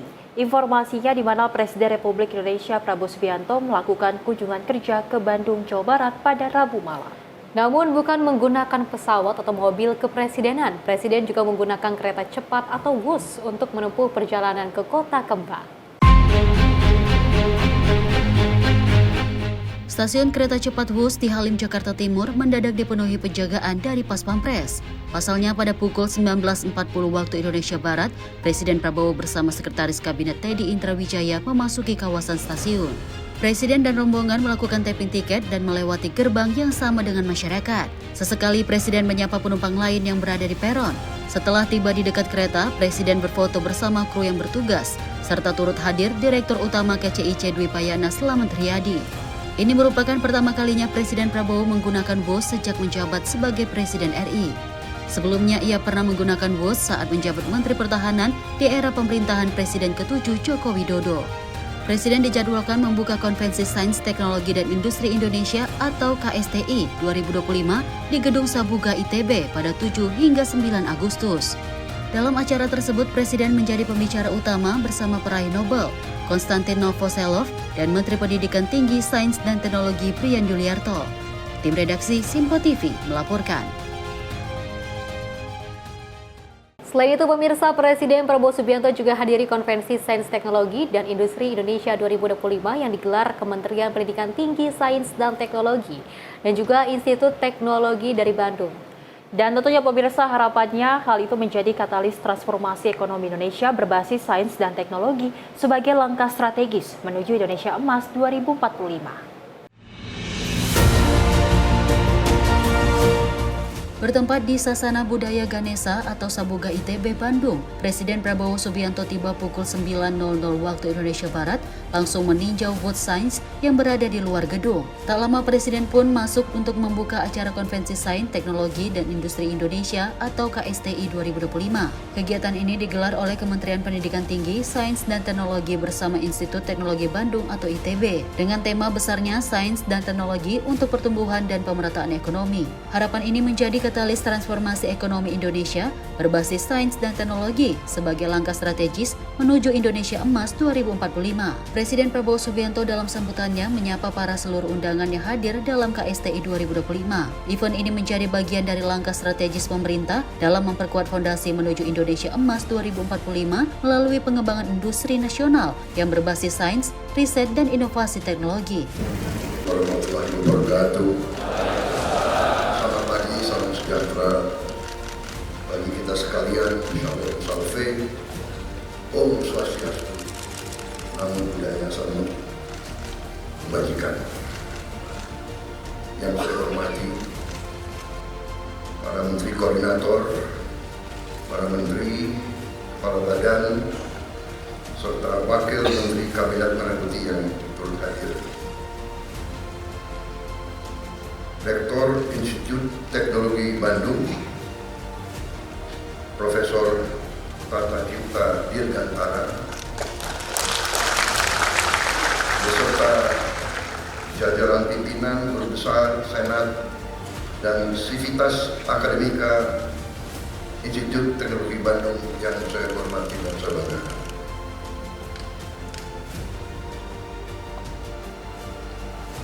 Gubernur Jawa Barat, Saudara Deddy Mulyadi, Kang Deddy Mulyadi, beserta Forkopimda Provinsi Jawa Barat, Wali Kota Bandung, Saudara Muhammad Farhan. KSTI 2025 juga menampilkan pameran dari 8 sektor prioritas nasional, antara lain energi, pertahanan, digitalisasi, dan kecerdasan buatan, dan semikonduktor, hilirisasi, kesehatan, pangan, maritim, serta material dan manufaktur maju. Dari Bandung, kontributor Simpo TV melaporkan. Pemirsa, Presiden Prabowo Subianto juga mengawali kunjungannya di Konvensi Sains dan Teknologi dan Industri Indonesia 2025 dengan meninjau berbagai booth yang juga dipamerkan. Setelah berkeliling booth, pemirsa, Prabowo hadir dalam sesi utama untuk membuka secara resmi konvensi dan menyampaikan visi pengembangan teknologi nasional. Kunjungan Presiden Prabowo ke Konvensi Sains, Teknologi, dan Industri Indonesia 2025 menjadi momen penting yang digelar oleh Kementerian Pendidikan Tinggi, Sains, dan Teknologi bersama Institut Teknologi Bandung pada Kamis 7 Agustus 2025. Setibanya di lokasi, Prabowo langsung meninjau berbagai booth yang dipamerkan. Salah satu booth yang dikunjungi adalah produk riset unggulan dari Universitas Padjadjaran yang menampilkan inovasi seperti VR dental hipnosis dan VR untuk nurse. Setelah berkeliling booth, Prabowo melanjutkan kegiatannya dengan memasuki ruang Hal Sabuga untuk memberikan sambutan. Dalam sambutannya, Prabowo menyapa anggota Kabinet Merah Putih, Gubernur Jawa Barat, dan tamu lainnya. KSTI 2025 mengusung tema Sains dan Teknologi untuk Pertumbuhan dan Pemerataan Ekonomi dengan tujuan mendorong transformasi ekonomi nasional berbasis riset, sains, dan inovasi teknologi. Konvensi ini juga memamerkan 8 sektor prioritas nasional, mulai dari energi hingga manufaktur maju, sebagai bagian dari langkah strategis menuju Indonesia Emas 2045. Tim redaksi Simpo TV melaporkan. Selain itu, pemirsa, peserta booth riset KSTI 2025 ini menyambut dengan antusias kunjungan Presiden Prabowo Subianto ke booth pameran. Tim riset dari Universitas Padjadjaran merasa senang dan berharap pemerintah terus mendukung pengembangan inovasi anak bangsa. Antusias warga terlihat jelas dalam gelaran Konvensi Sains, Teknologi, dan Industri Indonesia 2025, terutama saat Presiden RI Prabowo Subianto mengunjungi sejumlah booth riset. Salah satu yang mendapatkan perhatian khusus adalah booth milik Ratih Gandini. Tim riset dari Universitas Padjadjaran, Ratih mengaku senang dan bangga atas kunjungan tersebut, yang menurutnya menjadi bentuk nyata dukungan pemerintah terhadap inovasi anak bangsa. Ratih menyampaikan terima kasih kepada Presiden Prabowo atas perhatiannya terhadap hasil riset yang memiliki potensi besar untuk mendorong pertumbuhan ekonomi nasional. Ia juga berharap agar ke depan pemerintah dapat terus memberikan dukungan, terutama dalam hal pendanaan dan pengembangan riset di perguruan tinggi. Tentu saja kami bangga, bahagia ya. Mudah-mudahan apa yang sudah kita produksi di Unpad ini, yang sudah kita buat, inovasi-inovasi ini bisa menjadi komersil dan dihilirisasi sehingga menjadi dampak ekonomi juga kepada masyarakat di luar juga gitu. Harapannya semoga bisa membantu kita nih di universitas dari mulai riset sampai ke hilirnya ini dibantu nih dari segi pendanaan ataupun segala macam untuk kita lebih maju lagi. Sementara itu, Lia Melani, peneliti lain dari Unpad yang juga booth-nya dikunjungi Presiden, mengaku tidak menyangka akan mendapat perhatian langsung. Ia berharap acara KSTI 2025 dapat menjadi titik awal agar semakin banyaknya inovasi di bidang sains dan teknologi yang dapat memberikan manfaat nyata bagi masyarakat luas. Tim redaksi Simpo TV melaporkan.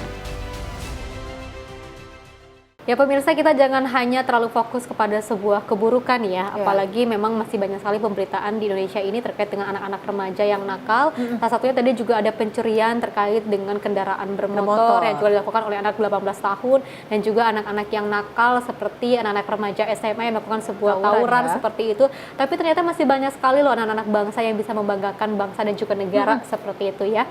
Salah satunya adalah anak kuliahan dari Universitas Padjadjaran juga memberikan sebuah inovasi yang terbaik, teknologi yang terbaik pastinya. Dan kalau kita lihat memang ini kan kita sudah dalam posisi teknologi yang sudah sangat modern, menuju digitalisasi, dan tentunya kita sebagai generasi muda pastinya sudah sangat siap untuk mengadopsi adanya AI digital seperti itu ya. Dan ternyata ini langsung ada apresiasi dari pemerintah Indonesia, salah satunya adalah dari Prabowo Subianto. Dan memang ternyata antusias dari para mahasiswa ini cukup senang dengan hadirnya seorang Presiden Prabowo Subianto yang hadir di booth-booth mereka dan mengapresiasi bagaimana inovasi dan sebuah hal yang mereka lakukan, terlebih terkait dengan teknologi dan sains yang memang ternyata ini cukup penting untuk ditiru dan dicontoh untuk membangun Indonesia lebih baik lagi. Kita berharap bahwasanya segala inovasi yang dilakukan generasi muda ini dapat bermanfaat, bisa berdampak baik juga bagi Indonesia, karena memang ternyata generasi muda cukup berperan penting dalam membangun Indonesia Emas. Betul, generasi muda kita harus menuju Indonesia Emas 2045, pastinya juga dibangun dengan anak-anak yang baik, anak-anak yang kreatif dan juga berinovasi. Dan pemirsa, kita beralih ke informasi lainnya. Wakil Menteri Perumahan dan juga Kawasan Permukiman Fahri Hamzah dia mengatakan program perumahan subsidi siap diluncurkan pada September mendatang. Dan program perumahan ini baru bisa dieksekusi setelah APBN 2026 sudah mulai mengakomodir seluruh program Presiden Prabowo Subianto. Wakil Menteri Perumahan dan Kawasan Permukiman Fahri Hamzah mengatakan proyek renovasi 2 juta rumah telah mendapatkan persetujuan dari Kementerian Keuangan. Selain itu, Kementerian Perumahan dan Kawasan Permukiman juga akan mencari skema untuk target 1 juta hunian rumah vertikal yang telah dibahas oleh Kementerian BUMN Erick Thohir dan akan dibantu oleh pihak pengembang dan kontraktor. Lebih lanjut, program perumahan subsidi ini rencananya akan diluncurkan pada September mendatang. Soal program 7 juta rumah ini kan akan ditargetkan bulan September itu. Sudah sejauh mana sih sebenarnya update-nya? Yang kan begini, yang seperti saya katakan tadi, kebijakan APBN Pak Prabowo itu memang baru mulai ketika nanti nota keuangannya dipidatokan tanggal 16 dan akan dimajukan jadi tanggal 15 Agustus ya. Itu adalah APBN-nya Pak Prabowo sebagai presiden, karena APBN yang kita pakai sekarang ini kan adalah APBN-nya Pak Jokowi. Jadi memang kita baru bisa mengakomodir seluruh kebijakan utuh dari presiden itu dalam pidato nota keuangan yang nanti kita akan saksikan bersama tanggal 15 Agustus ya. Mudah-mudahan seluruh proyek kita renovasi 2 juta rumah kita udah mendapatkan persetujuan dari Kementerian Keuangan. Lalu kita lagi mencari skema untuk 1 juta rumah vertikal yang kemarin kami bicarakan dengan Menteri BUMN supaya ada lembaga off-taker, supaya berapapun yang diproduksi oleh pengembang dan kontraktor konstruksi ya harus diabsorb karena kita punya backlog 15 juta katanya. Dari Jakarta, Sri Dewi Andayani, Mutia Anggiani, Sinpo TV melaporkan. Pemirsa, pemerintah optimis Koperasi Merah Putih telah berjalan sesuai dengan rencana awal, dengan kini pemerintah untuk siapkan beragam kelengkapan aturan. Pemerintah juga mengklaim tak ada kendala berarti dalam operasional Koperasi Merah Putih pasca diluncurkan bulan Juli lalu.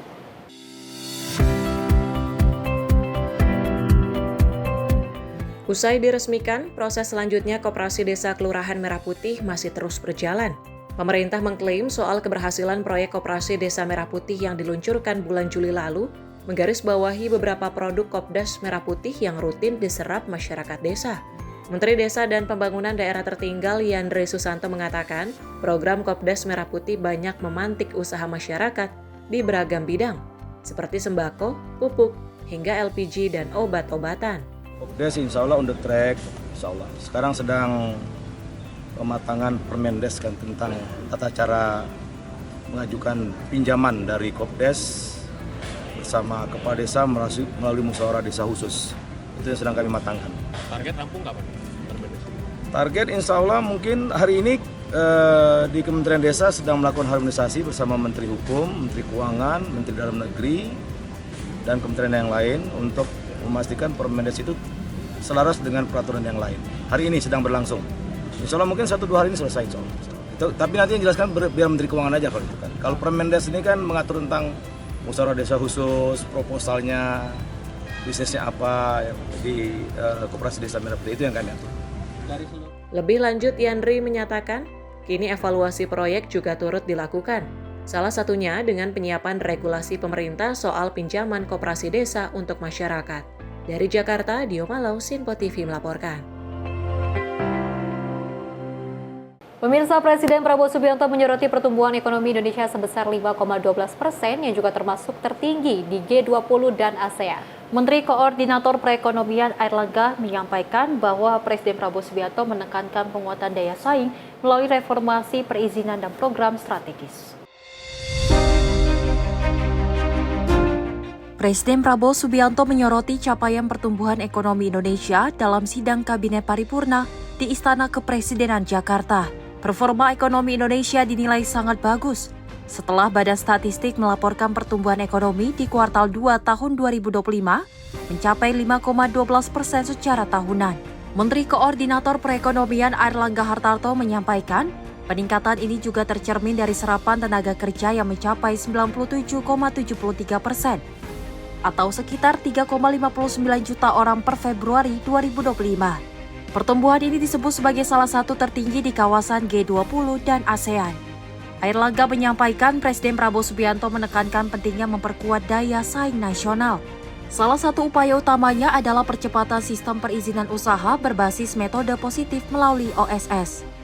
Pertama, tadi dalam rapat terbatas, Bapak Presiden memberi arahan terkait dengan perkembangan perekonomian dan perkembangan perekonomian dengan pertumbuhan 5,12. Kita ini menjadi salah satu yang tertinggi di kawasan G20 maupun ASEAN. Dan dari pertumbuhan dari Februari ke Februari, yang utama terjadi peningkatan penyerapan dari tenaga kerja. Jadi jumlah penduduk yang terserap di angkatan kerja itu 97,73% atau 3,59 juta orang di tahun tersebut. Kemudian kita juga, Bapak Presiden juga melihat bahwa daya saing itu menjadi penting dan kita bersaing dengan berbagai negara. Oleh karena itu kemudahan perizinan berusaha harus segera didorong dan pemerintah telah mengeluarkan PP yang terkait dengan kemudahan perizinan yang menggunakan metode fiktif positif. Nah, ini perlu disosialisasikan dengan seluruh kelembagaan agar sistem perizinan yang di OSS itu bisa berjalan dengan baik. Pemerintah juga mendorong konsumsi rumah tangga dan daya beli masyarakat lewat berbagai program strategis, termasuk peningkatan investasi dan ekspor dari kawasan industri, serta akselerasi penyaluran kredit. Selanjutnya di sektor perumahan, pemerintah meluncurkan skema KUR perumahan hingga 20 miliar rupiah bagi kontraktor UMKM, yang dapat digunakan membangun hingga 40 unit rumah sederhana. Insentif PPN DTP 100% untuk rumah senilai hingga 2 miliar juga tetap dilanjutkan. Serta pemerintah menyiapkan program padat karya jelang Nataru. Sementara dalam target investasi, Menko Airlangga juga sampaikan realisasi investasi semester pertama, menunjukkan tren positif menuju target 1.900 triliun tahun ini. Nantinya Presiden dijadwalkan menyampaikan garis besar RAPBN 2026 pada 15 Agustus mendatang. Tim redaksi Simpo TV melaporkan. Di sisi lain, pemirsa, pengenaan tarif impor 19% per tanggal 7 Agustus 2025 resmi berlaku. Menteri Koordinator Bidang Perekonomian Airlangga Hartarto menyebutkan sosialisasi terkait dengan implementasi tarif baru akan tetap berjalan, meski kebijakan sudah diberlakukan. Dan tentunya pemirsa, sosialisasi terus dilakukan agar tidak mengganggu proses yang sudah berjalan.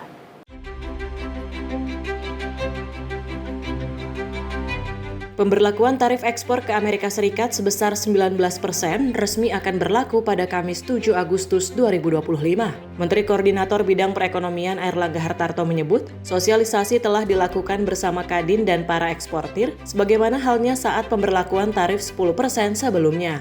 Terkait komoditas dari Amerika Serikat yang masih dikenakan tarif 0%, Airlangga menyatakan hal itu masih dalam tahap pembahasan. Begitu pula dengan permintaan pengecualian dari Indonesia terhadap sejumlah barang yang menurutnya juga masih dibahas bersama pihak Amerika Serikat. Itu seperti kemarin waktu dikenakan 10% itu kan langsung kan yang barang Amerika sosialisasi kan sudah dilakukan dengan Kadin dan para eksportir. Ya. Kalau barang Indonesia itu termasuk itu masih dalam pembahasan.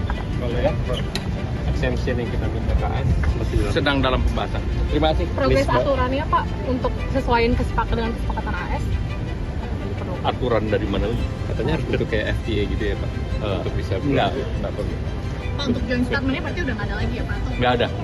Pemberlakuan tarif baru ini tentu nantinya akan dilihat sejauh mana akan berdampak pada aktivitas dagang di tanah air. Mengingat banyak produk dalam negeri seperti alas kaki yang diekspor ke Amerika Serikat. Dari Jakarta, Dio Malau, Simpo TV melaporkan. Adanya tarif impor yang juga diluncurkan oleh Presiden Amerika Serikat Donald Trump ini sempat memicu ketegangan yang ada di Indonesia ya, seperti itu ya. Dan sebelumnya ada ketegangan di kawasan Timur Tengah antara Israel Palestina, terus juga ada Israel dan Iran seperti itu ya, dan terus juga muncul kembali adanya tarif impor yang juga menghebohkan, mengejutkan masyarakat Indonesia dan juga dunia hingga 32%. Tapi dengan kekuatan dan juga kehebatan dari Presiden Prabowo Subianto melakukan sebuah negosiasi, akhirnya bisa meluluhkan sosok dari Presiden Donald Trump yang memiliki sikap arogansi, sikap yang terburu-buru, sikap yang tidak bisa memikirkan panjang seperti itu. Tapi kehebatan dari Presiden Prabowo Subianto dari 32% bisa langsung diturunkan hingga 19%. Luar biasa. Mudah-mudahan nantinya ada negosiasi lagi, mudah-mudahan tidak ketok palu langsung ya, ada hingga 0%. Jadi tidak ada yang diuntungkan sama sekali seperti itu, tapi sama-sama menguntungkan dan tidak merugikan maksud kami. Betul, memang per tanggal 7 Agustus lalu ini memang tarif 19% sudah diberlakukan di Indonesia. Betul. Dan dari pemerintah telah melakukan sosialisasi agar nantinya masyarakat juga tidak terlalu kaget dengan adanya tarif tersebut. Betul. Namun pemirsa, ini bisa diyakinkan bahwasanya pemerintah terus melakukan negosiasi seperti yang dikatakan oleh Festi, bahwasanya pemerintah terus menargetkan tarif tersebut ada di angka 0%. Jadi kita berharap dan juga pastinya mendukung bagaimana dari tim negosiasi pemerintah Indonesia ini bisa meluluhkan lagi dari hati seorang Presiden Amerika Serikat Donald Trump. Betul, mudah-mudahan ke depannya langkah yang baik, strategis yang baik dari Presiden Prabowo Subianto bisa dicontoh ya oleh masyarakat, apalagi di seluruh dunia ini sudah bisa menyoroti Presiden Prabowo Subianto, kinerjanya sangat luar biasa, bisa meluluhkan orang-orang yang arogansi dan juga bisa melakukan negosiasi yang baik. Dan pemirsa, informasi lainnya akan terus kami hadirkan usai jeda berikut ini.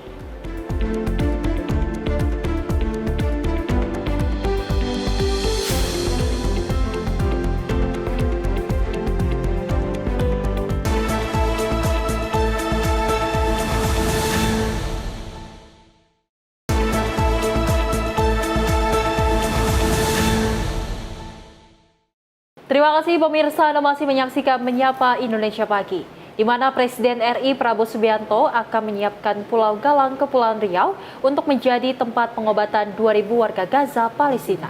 Kepala Kantor Komunikasi Kepemerintahan Presiden atau PCO menyampaikan Pulau Galang memiliki rumah sakit serta fasilitas pendukung yang juga dapat digunakan untuk merawat korban luka akibat konflik.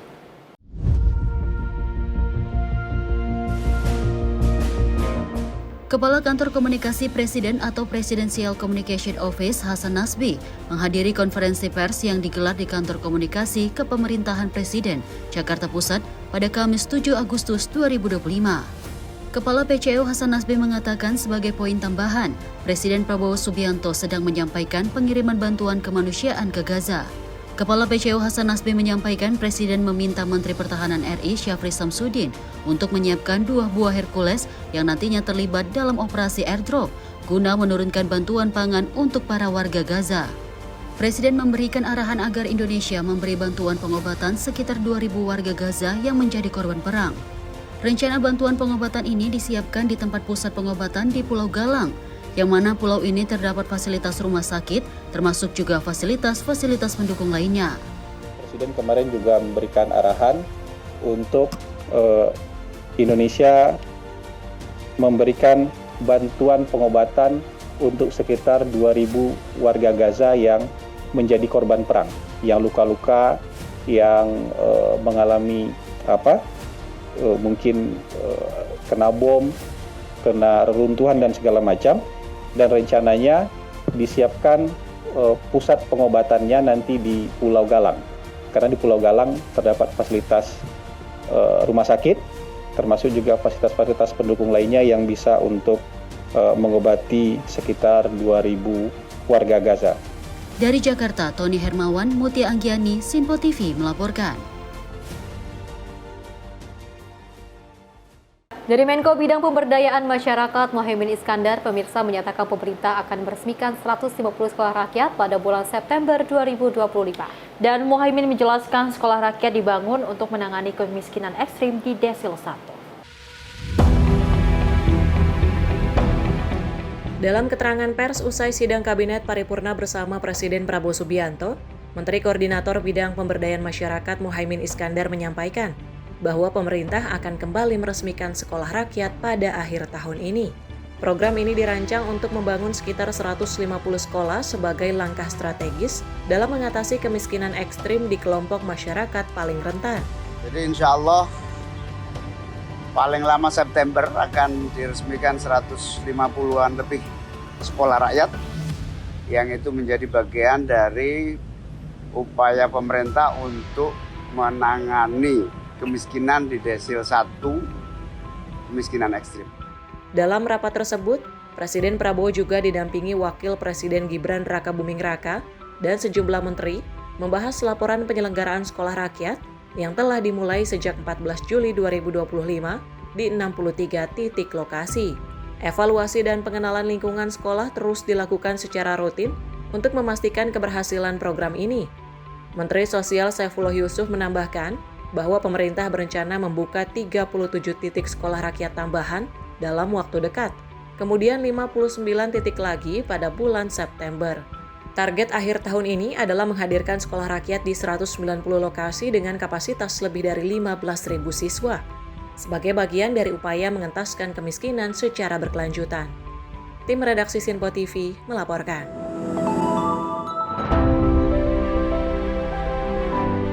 Sekolah rakyat membawa perubahan besar bagi banyak keluarga, termasuk Juwita. Ia tak lagi cemas memikirkan biaya seragam, buku, hingga uang makan untuk anaknya Fahri. Sejak program ini resmi dimulai pada tahun ajaran 2025-2026, beban ekonomi yang dulu menyesakan perlahan mulai terangkat dari pundaknya. Sudah hampir sebulan Fahri tinggal di asrama sekolah rakyat menengah pertama 6 Jakarta. Juwita melihat perubahan positif pada anaknya dari sikap yang lebih mandiri hingga kebiasaan hidup yang lebih sehat. Saya sangat bersyukur karena anak saya lebih rajin lagi. Terus juga sama orang tua juga sekarang bicaranya juga lebih santun, ada terharunya. Karena anak saya jadi bisa lebih mandiri lagi ya Bu ya. Karena kalau di rumah kan kita harus yang nyuciin bajunya, di sini dia mencuci bajunya. Kalau di sini kan vitaminnya dijamin, makannya dijamin. Saya sangat berterima kasih sama Bapak Presiden. Anak saya lebih ceria, terus juga dia lebih semangat juga. Hal serupa juga dirasakan Dian, orang tua dari Aditya. Ia menyebut sekolah rakyat sebagai jawaban atas doanya agar anaknya bisa belajar disiplin sambil membantu mengurangi tekanan ekonomi keluarga. Senang juga gitu ya, mungkin ini jalan satu-satunya biar anak saya juga biar bisa mandiri, biar bisa pikirannya lebih dewasa lah gitu ya dari sebelum-sebelumnya. Ya alhamdulillah sih ya, kalau untuk postur badan dia sekarang agak gemuk, terus agak bersih lah intinya, nggak kayak dulu mah disuruh makan juga susah dia tuh, sedangkan peribahasanya suruh makan sehari 2 kali pun dia susah gitu. Tapi di sini mah alhamdulillah dia teratur soal makan, soal aktivitas, soal sholat, waktunya mengaji gitu. Saya pokoknya intinya senang karena sekolah rakyat ini benar-benar membantu saya. Bagi Juwita dan Dian, sekolah rakyat bukan sekedar tempat menimba ilmu. Program ini telah menjadi ruang harapan baru, tempat anak-anak tumbuh dengan nilai hidup yang lebih baik, beban keluarga berkurang, dan masa depan terasa lebih jelas. Saya sangat berterima kasih sama Bapak Presiden Prabowo Subianto untuk anak saya, terutama yang pendidikannya sekarang sudah terjamin, dari makannya juga, seragam, buku tulis. Saya berterima kasih sebagai orang tua yang kategorinya menengah ke bawah ya Bu ya. Saya sangat berterima kasih. Ya saya cuman terima kasih sama beliau. Mudah-mudahan beliau makin sukses, sehat selalu, berikan rezeki berlimpah pada beliau dan disehatkan selalu keluarga beliau. Ya, intinya saya benar-benar terima kasih kepada beliau yang telah mendirikan sekolah rakyat ini dan sangat membantu saya gitu, bagi saya. Ya pokoknya beribu-ribu terima kasih saja sih sama beliau. Sebagai orang tua siswa sekolah rakyat, mereka dengan tulus mengucapkan terima kasih kepada Bapak Presiden Prabowo atas program yang telah meringankan beban keluarga mereka dan memberikan fasilitas yang baik untuk anak-anak di Indonesia. Tim redaksi Sinpo TV melaporkan. Kepolisian Satlantas Wilayah Jakarta Barat dan Polsek Grogol Petamburan membagikan puluhan bendera kepada para pengendara yang juga melintas di Jalan Satria Grogol, Jakarta Barat. Pembagian bendera dalam rangka menyambut 17 Agustus mendatang sebagai bentuk membangkitkan kembali kecintaan warga terhadap negara Indonesia. Satu kendaraan truk dan pengendara sepeda motor ini dihentikan petugas kepolisian Satlantas Jakarta Barat. Bukan untuk ditilang karena melakukan pelanggaran lalu lintas. Namun petugas kepolisian ini ternyata membagikan gratis bendera merah putih untuk dipasang di bagian depan kendaraan yang melintas di ruas Jalan Satria Grogol Petamburan, Jakarta Barat. Selain dalam rangka menyemarakan HUT RI ke-80, pembagian puluhan bendera merah putih ini juga bermaksud untuk membagikan kembali kecintaan warga terhadap negara Indonesia. Salah satu pengendara mengaku senang mendapatkan bendera merah putih untuk dipasang di kendaraannya. Selain itu dirinya juga mengatakan bendera merah putih jauh lebih bagus untuk dipasang jika dibandingkan dengan bendera One Piece yang saat ini marak tersebar dipasang di kendaraan dan permukiman. Dalam rangka memperingati hari ulang tahun kemerdekaan yang ke-80, kita bagi-bagi bendera merah putih ke pengendara motor ya, terutama Gojek, Bob dan sebagainya. Supaya kita menghargai jasa-jasa pahlawan dan mencintai tanah air kita, bangsa kita. Ada berapa banyak dan bendera yang dibagikan? Banyak. Hari ini saya bagi sekitar 80 lah. 80 biji. Apakah terkait dengan maraknya bendera lain selain merah putih yang berkibar di kendaraan dan? Enggak. Kita membagi supaya mengingatkan jasa-jasa para pahlawan ya untuk berjuang membela tanah air kita. Gimana rasanya dikasih bendera merah putih nih Bang? Ya senang sih. Nah belakangan banyak kan truk-truk yang pakai bendera One Piece. Tanggapannya Abang seperti apa nih Bang sebagai kawan-kawan truk Bang? Ya sebenarnya sih ya bagusan pakai merah putih daripada pakai bendera yang lain. Sementara itu selain kepada pengendara, polisi juga memborong puluhan bendera merah putih berukuran besar yang dijual pedagang bendera keliling untuk dipasang di sudut-sudut permukiman warga. Dari Jakarta, kontributor Simpo TV melaporkan. Pemirsa, tingkatkan rasa nasionalisme jelang perayaan Hari Ulang Tahun ke-80 Kemerdekaan Republik Indonesia Satuan Lalu Lintas Polresta Solo. Bagikan 1000 bendera merah putih kepada para pengendara di kota Solo. Kegiatan pembagian bendera ini disambut antusias oleh masyarakat pengguna jalan. Beginilah kegiatan Satuan Lalu Lintas Polresta Solo saat memasuki bulan Agustus. Petugas tampak turun ke jalan menghampiri satu persatu pengendara untuk membagikan bendera merah putih. Kegiatan pembagian bendera ini disambut antusias oleh masyarakat pengguna jalan. Banyak pengendara yang langsung memasang bendera di kendaraannya usai menerima dari petugas. Satlantas Polresta Solo juga mengajak seluruh masyarakat untuk turut serta menghiasi lingkungan rumah dan tempat usaha dengan atribut merah putih selama bulan Agustus sebagai bentuk penghormatan terhadap perjuangan para pahlawan. Kegiatan ini tidak hanya sekedar bagi-bagi bendera saja, tetapi juga bagian dari kampanye nasionalisme di ruang publik, terutama di jalan raya yang menjadi ruang interaksi masyarakat sehari-hari.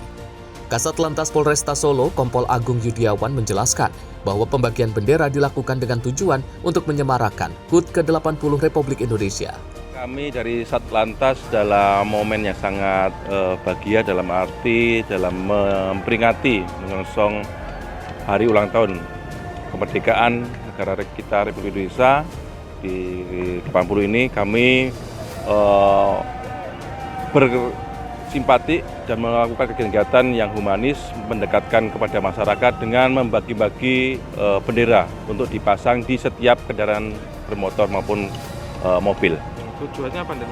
Ya, tujuan kami salah satunya untuk mendekatkan Polri atau Satlantas dengan masyarakat. Yang kedua pastinya di momen hari ulang tahun kemerdekaan ini bisa memberikan pembelajaran atau edukasi kepada masyarakat terkait dengan pentingnya menumbuhkan jiwa kemerdekaan atau nasionalisme.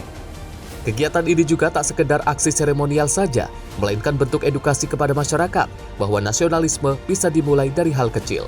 Dari Solo, Jawa Tengah, kontributor Simpo TV melaporkan. Senang sekali rasanya Sally dan juga pemirsa, tinggal hitungan hari kita akan menyambut 17 Agustus 2025 di mana hari kemerdekaan ke-80 Republik Indonesia. Tentu saja ini semangat para pejuang kita di pada tahun yang lalu untuk memperjuangkan kemerdekaan Indonesia ini sangat luar biasa sekali.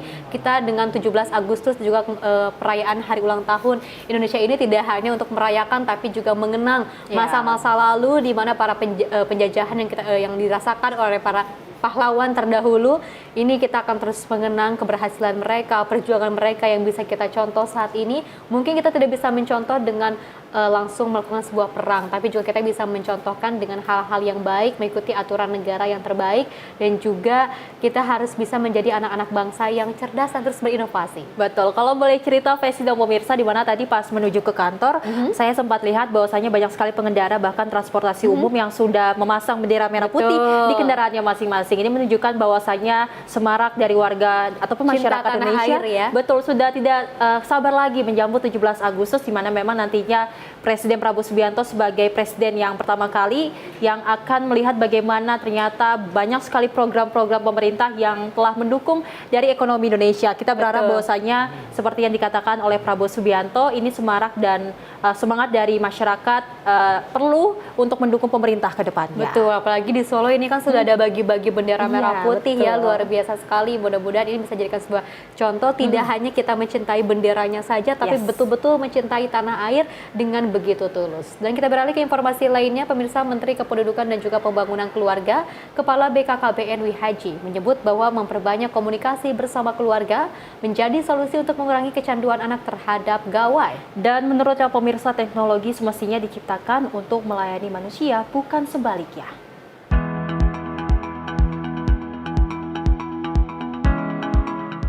Menteri Kependudukan dan Pembangunan Keluarga, Kepala Badan Kependudukan dan Keluarga Berencana Nasional, Wihaji, menekankan pentingnya membangun komunikasi antar anggota keluarga sebagai benteng utama perlindungan anak di era digital. Salah satu langkah konkretnya menurut Wihaji dengan membiasakan untuk meletakkan gawai saat makan bersama dan waktu jelang tidur. Wihaji menyebut, anak-anak saat ini banyak dibentuk oleh algoritma digital yang mereka konsumsi setiap hari melalui media sosial dan gawai. Ia menilai, jika tidak diantisipasi, paparan tersebut dapat berdampak negatif terhadap pola pikir, emosi, dan perilaku anak. Menurutnya, teknologi semestinya diciptakan untuk melayani manusia, bukan sebaliknya. Namun dalam praktiknya, penggunaan gawai justru telah menjelma menjadi keluarga baru yang secara perlahan menggeser fungsi komunikasi dalam rumah tangga. Tidak, mohon maaf ya, bukan kita anti handphone, anti teknologi, tapi semua asik dengan dunia itu. Karena itu hati-hati dan harapan ke depan insya Allah, saya tadi solusinya cuma satu, diajak ngobrol. Pas makan bareng letakkan handphone, ngobrol. Pas kayak gini, beliau tadi udah memberikan contoh 1 jam sebelum tidur, 1 jam setelah tidur, usahakan entah ngobrol apa saja, nggak usah serius-serius. Yang penting ada ruang komunikasi, karena problem-problem keluarga dari situ. Wihaji mengutip data nasional bahwa 85% masyarakat Indonesia telah memiliki akses internet dan 20,9% remaja mengalami kesepian akibat minimnya komunikasi dalam keluarga. Bahkan ada anak yang merasa kehilangan figur ayah karena semua asyik dengan dunianya sendiri di layar gawai. Dari Bogor, kontributor Sinpo TV melaporkan. Sally dan juga pemirsa, banyak sekali hasil temuan dari cek kesehatan gratis untuk para pelajar. Ternyata banyak temuan anak-anak yang juga mengalami penglihatan yang kurang bagus. Ini penglihatan matanya yang kurang bagus dan juga ada beberapa penyakit mata lainnya. Dan ternyata memang hampir di seluruh sekolah ini mendapatkan penyakit mata seperti itu ya. Dan kalau kita lihat, salah satu faktornya adalah terkena paparan gawai dan juga kecanduan menggunakan handphone, mungkin main game seperti itu ya.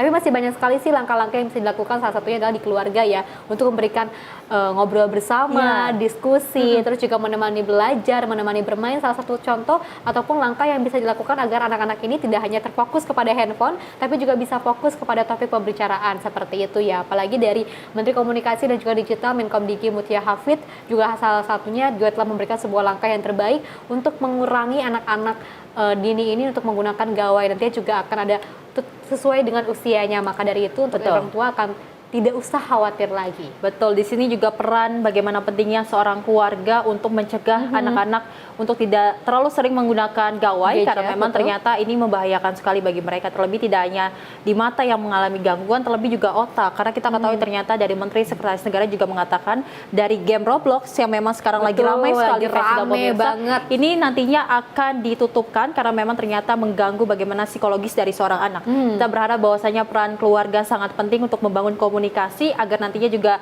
anak-anak juga dapat sharing kepada orang tuanya, tidak ada yang ditutupi dan akhirnya menumbuhkan keluarga yang sangat baik. Dengan disortirnya penggunaan media sosial ataupun handphone dari Menkom Digi, ini menunjukkan salah satu langkah yang sangat luar biasa, sangat baik, dan nantinya mudah-mudahan kedepannya anak-anak bisa berfokus untuk membaca dan juga berdiskusi dengan keluarga. Dan pemirsa, informasi tadi sekaligus mengakhiri jumpa kita. Saya Festi Rahmadi dan saya Selis Regar. Terima kasih dan sampai jumpa.